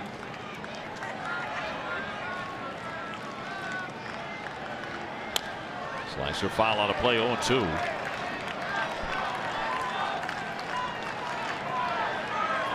Brad Brock on the hill. He's one of the better relievers in the American League. He has been for a little while now.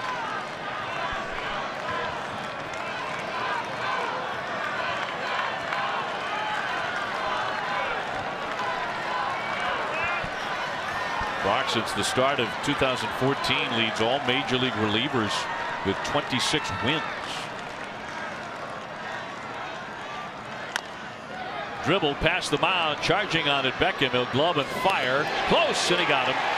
Down to second, Jackie Bradley. Let's see if it holds up. John Farrell thinking about a challenge at first base. That's where the action is in this inning. Really looked like Xander Bogaerts might be able to beat that out, but great play by Tim Beckham. Well, Farrell wants him to look at it. He was out just barely.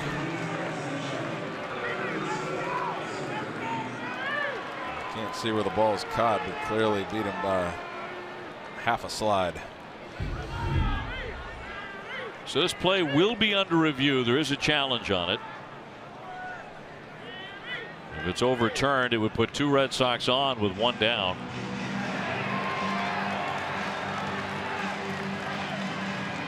Just showed it up there on the big board, and Red Sox fans in the ballpark are reacting as if he's safe.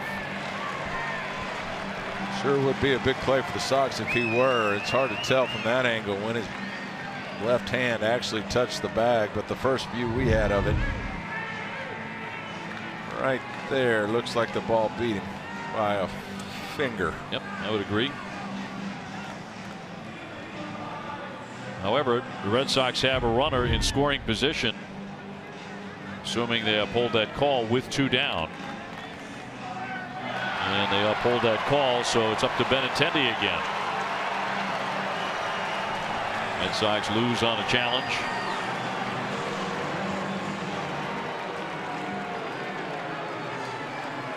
Benintendi last night, 11th inning. It's a fastball he can handle right over the middle of the plate. Knocks it into right field, scores 2 runs for the Red Sox in the top of the 11th. They go on to win and stay 3 ahead of the Yankees. Big at bat for Andrew last night. So he can do it again in a scoreless game in the 11th.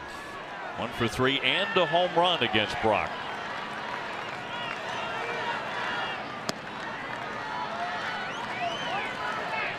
Jackie Bradley is second.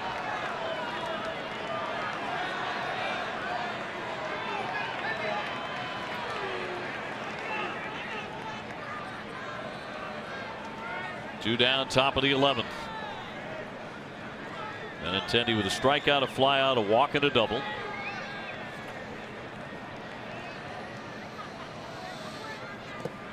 Downstairs, blocked by Castillo, no advance.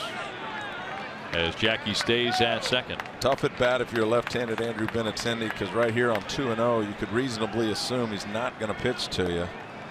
Mookie Betts, the right-handed hitter on deck, but with 2 outs and first base open, and just getting beat by the 3-hole Benintendi last night. I'd be shocked if they give him anything to hit.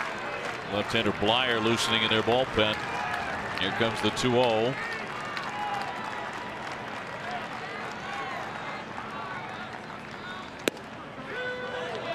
Working him away for ball 3. Betts on deck.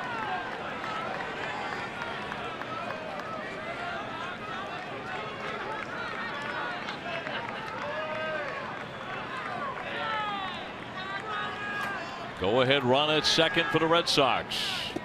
And down low, ball 4. Not even close with the split, so runners on at first and second. Benintendi on for the 3rd time tonight. Mookie Betts with a chance. Mookie tonight has been silenced. He has flied to center, struck out, grounded a short fly to left.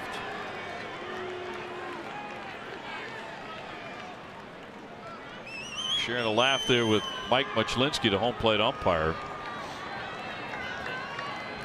Muchlinski might have been asking Mookie, why do you guys keep playing extra innings? The 18th time this year the Red Sox have been involved in an an extra inning game. 18 times, just amazing. And he'll take ball 1.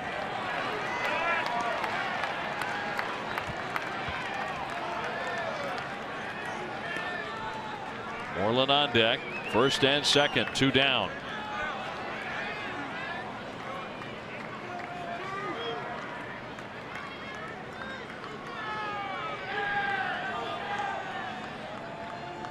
Brock with a 1-0. 2 balls, no strikes. Good take by Mookie Betts there on a low, looked like a strike, dropped a little low, puts him in a hitter's count now at 2-0. Watch this pitch by Brock. Looked pretty good, but then sunk just right out of the zone. Nice take by Mookie.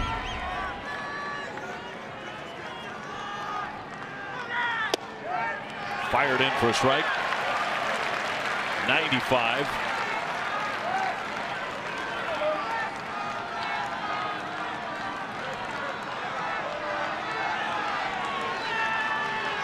Sox in need of a hit to score Jackie Bradley.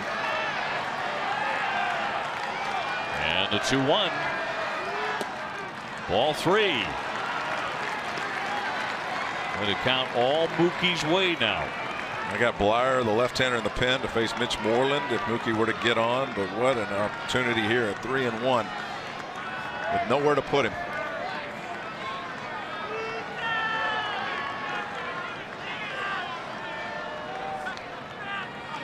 And the 3-1 to Betts.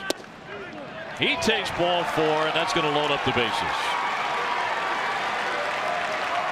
Now the left-hander would appear to be ready. Moreland coming up. Mitch has gone 0 for 4 tonight. Sending McDowell out.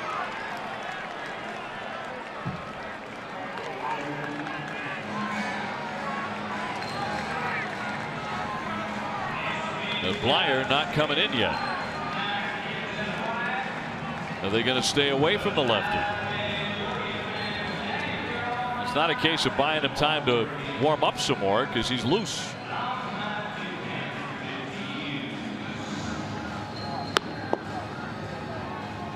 Home plate umpire Muchlinski out there to break up the conversation.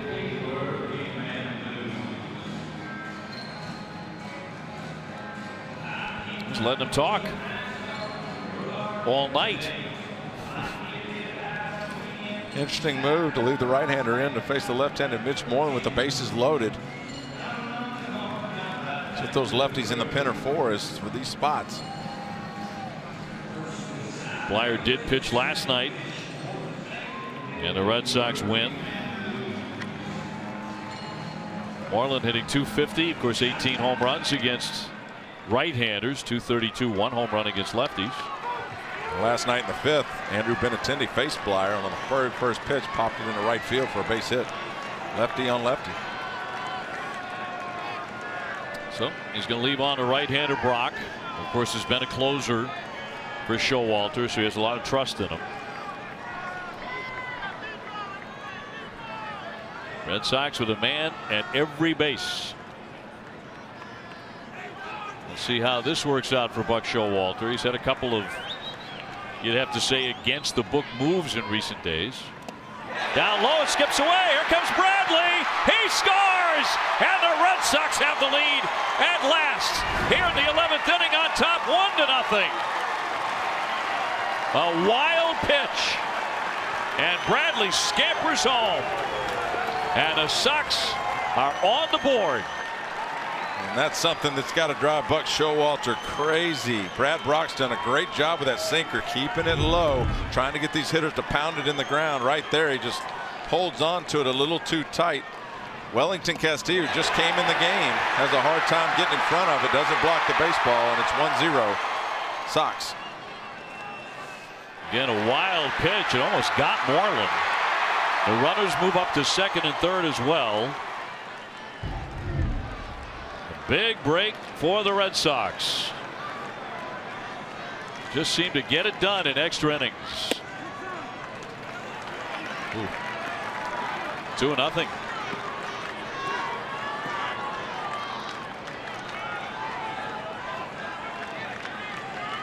Now Barnes loosening in the bullpen, seems to be ready to come in. Kimbrel's already been used, remember. And as hot as Vasquez has been on deck, the right-handed hitter, you would think with first base open again on a 2-0 hitters count, Mitch wouldn't see anything right down the middle, but he did. Dribble out in front of the plate. Castillo's going to pick it up, fire on to get him, and that will retire the side. We'll find out if this is enough. Brock with a wild pitch. The Red Sox lead it 1-0 as we go to the last of the 11th.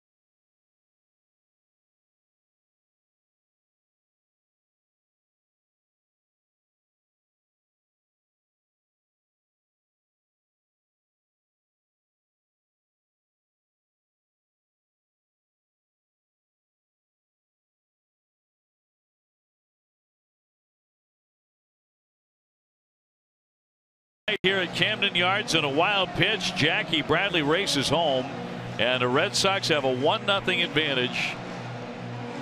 Another look at that play on the wild one by Brock. Well, Buck Showalter elects to lead the right-hander Brad Brock in, and with the bases loaded, just chokes his fastball. That's what happens when you tense up a little bit in those situations. Allows the Red Sox to score the first run of the game. So Jackie's been all over this one with the great catch to rob the home run from Davis, and now he scored the only run so far. Matt Barnes coming on. Remember, the Red Sox have already used Kimbrel, Smith, and Reed. So Barnes trying to lock it up. He got the win last night, his 7th of the season in the 11-inning victory. He went 1 inning. He struck out a batter. He threw a scoreless 10th inning as the Sox plated 2 runs in the 11th. And Smith came on for the save. Identical situation to last night in the 11th. 2, 3, and 4 for Baltimore. Manny Machado, Jonathan Scope, and Adam Jones coming to the plate again here in the 11th. Carson Smith was able to shut him down last night. If there's trouble, Blaine Boyer is loosening in the bullpen for John Farrell. So here we go. Red Sox trying to pull off another extra inning win.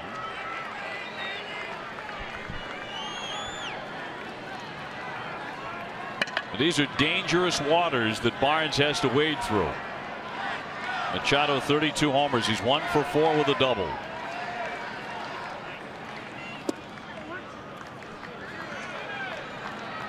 Ball 1 on Machado. Scope on deck. Combined, they have hit 64 home runs.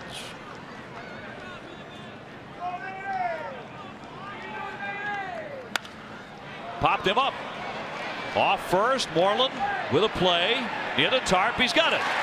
One man gone. Well, a very dangerous guy out of the way. Another one coming up in Jonathan Scope.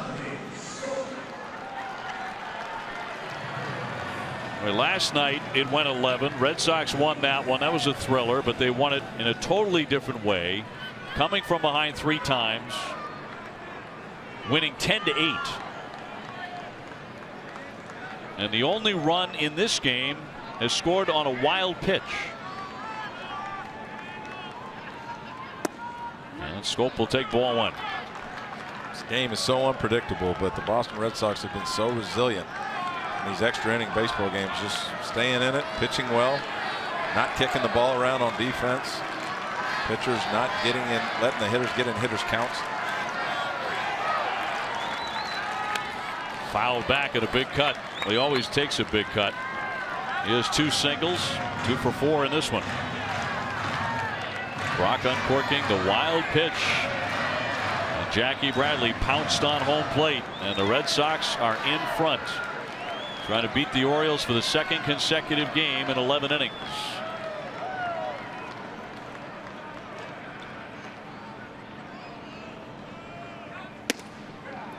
Two and 1.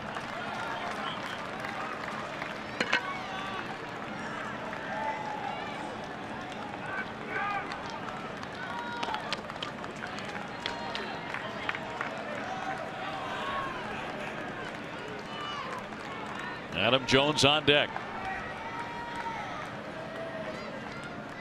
Here's the 2-1. In for a strike. Good pitch. Tight little slur. 12-6 from Barnes. The hitter, if you can't pick up the spin on it, obviously you can't swing at it right there. It was tight enough. Looked like a fastball high and drops down over the zone.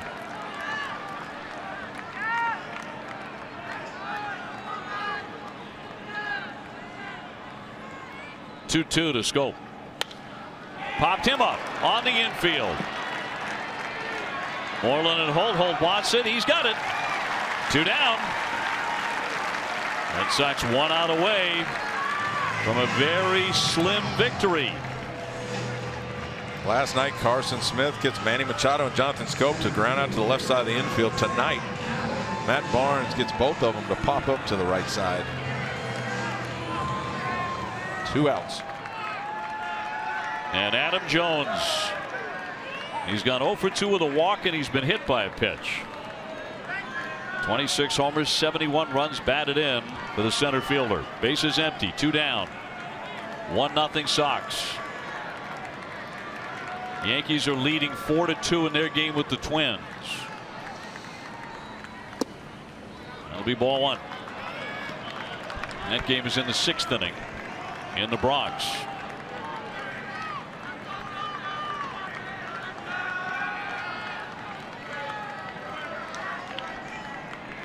Red Sox attempting to win in extra innings for the 15th time this season. 1-1.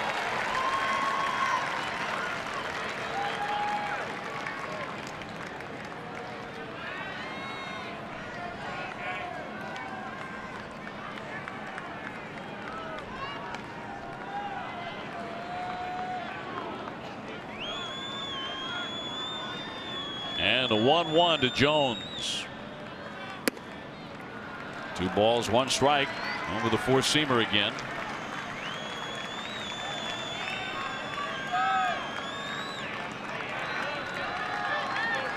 Sox can win this game. It'd be the third time in a road trip they've won in extra innings.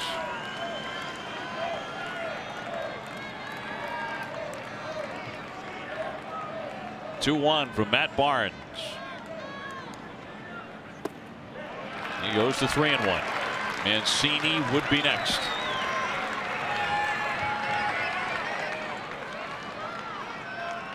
Robbie Scott, Blaine Boyer side by side. Boyer's already. He's heated up.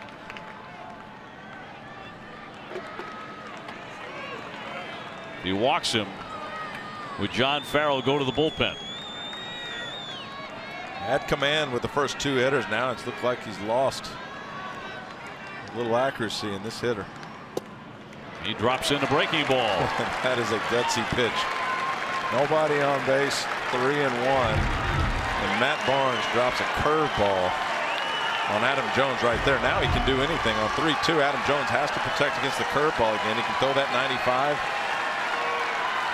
and get away with it or drop the curveball. Trying to end the ball game. Barnes with a 3-2. Ground ball foul. And they'll go again on the full count pitch. And it was clear that Adam Jones was sitting curveball on that pitch. I think now you've got to come back with that fastball.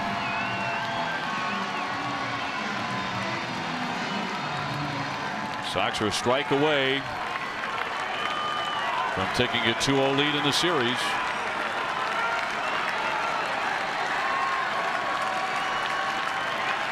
Payoff pitch. Foul back again. Came back with the heater, 96, and Jones is still alive. A little late. Things you read if you're Carl Willis. And Christian Vasquez. He's late on the fastball, a little early on the curve. Still think you got to light it up with the heater. And here it comes. Ground ball to third. Devers across the diamond. Throw it away. And that's going to skip up into the stands down to second base. Is Adam Jones, and this one's not done yet. Devers with a misfire. He had plenty of time to make an accurate throw, and he threw low. And he commits another error. Rafael Devers has had a great night at third base, but right here stays low, makes sure he has the ball, but a little nonchalant on the throw. Long way to go. Mitch Moreland could have bailed him out. Just short tops him and not able to make the play. Puts Adam Jones at second base for Baltimore with 2 outs. So the game should have ended right there. Instead, Jones winds up all the way down at second, representing the tying run, with 2 down in the last of the 11th. It has been an adventure over there at third base for the last several weeks for the young man. He's made a lot of errors.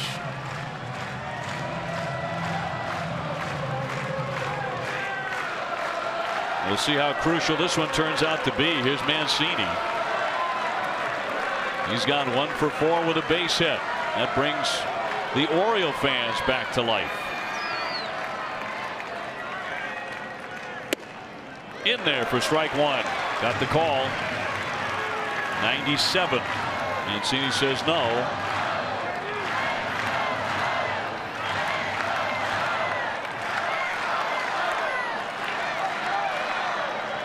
So the Sox are trying to hang on.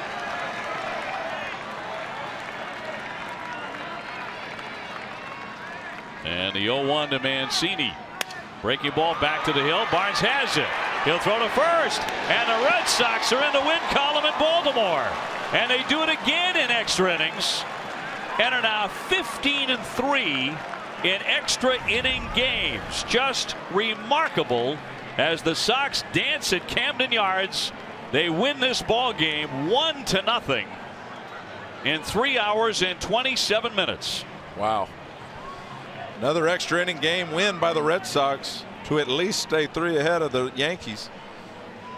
Just a resilient group. 18th extra inning game, 15th win. Well, TC could be a huge one tonight because last we checked, the Yankees were leading the Twins 4-2, but the Red Sox back in the win column tonight.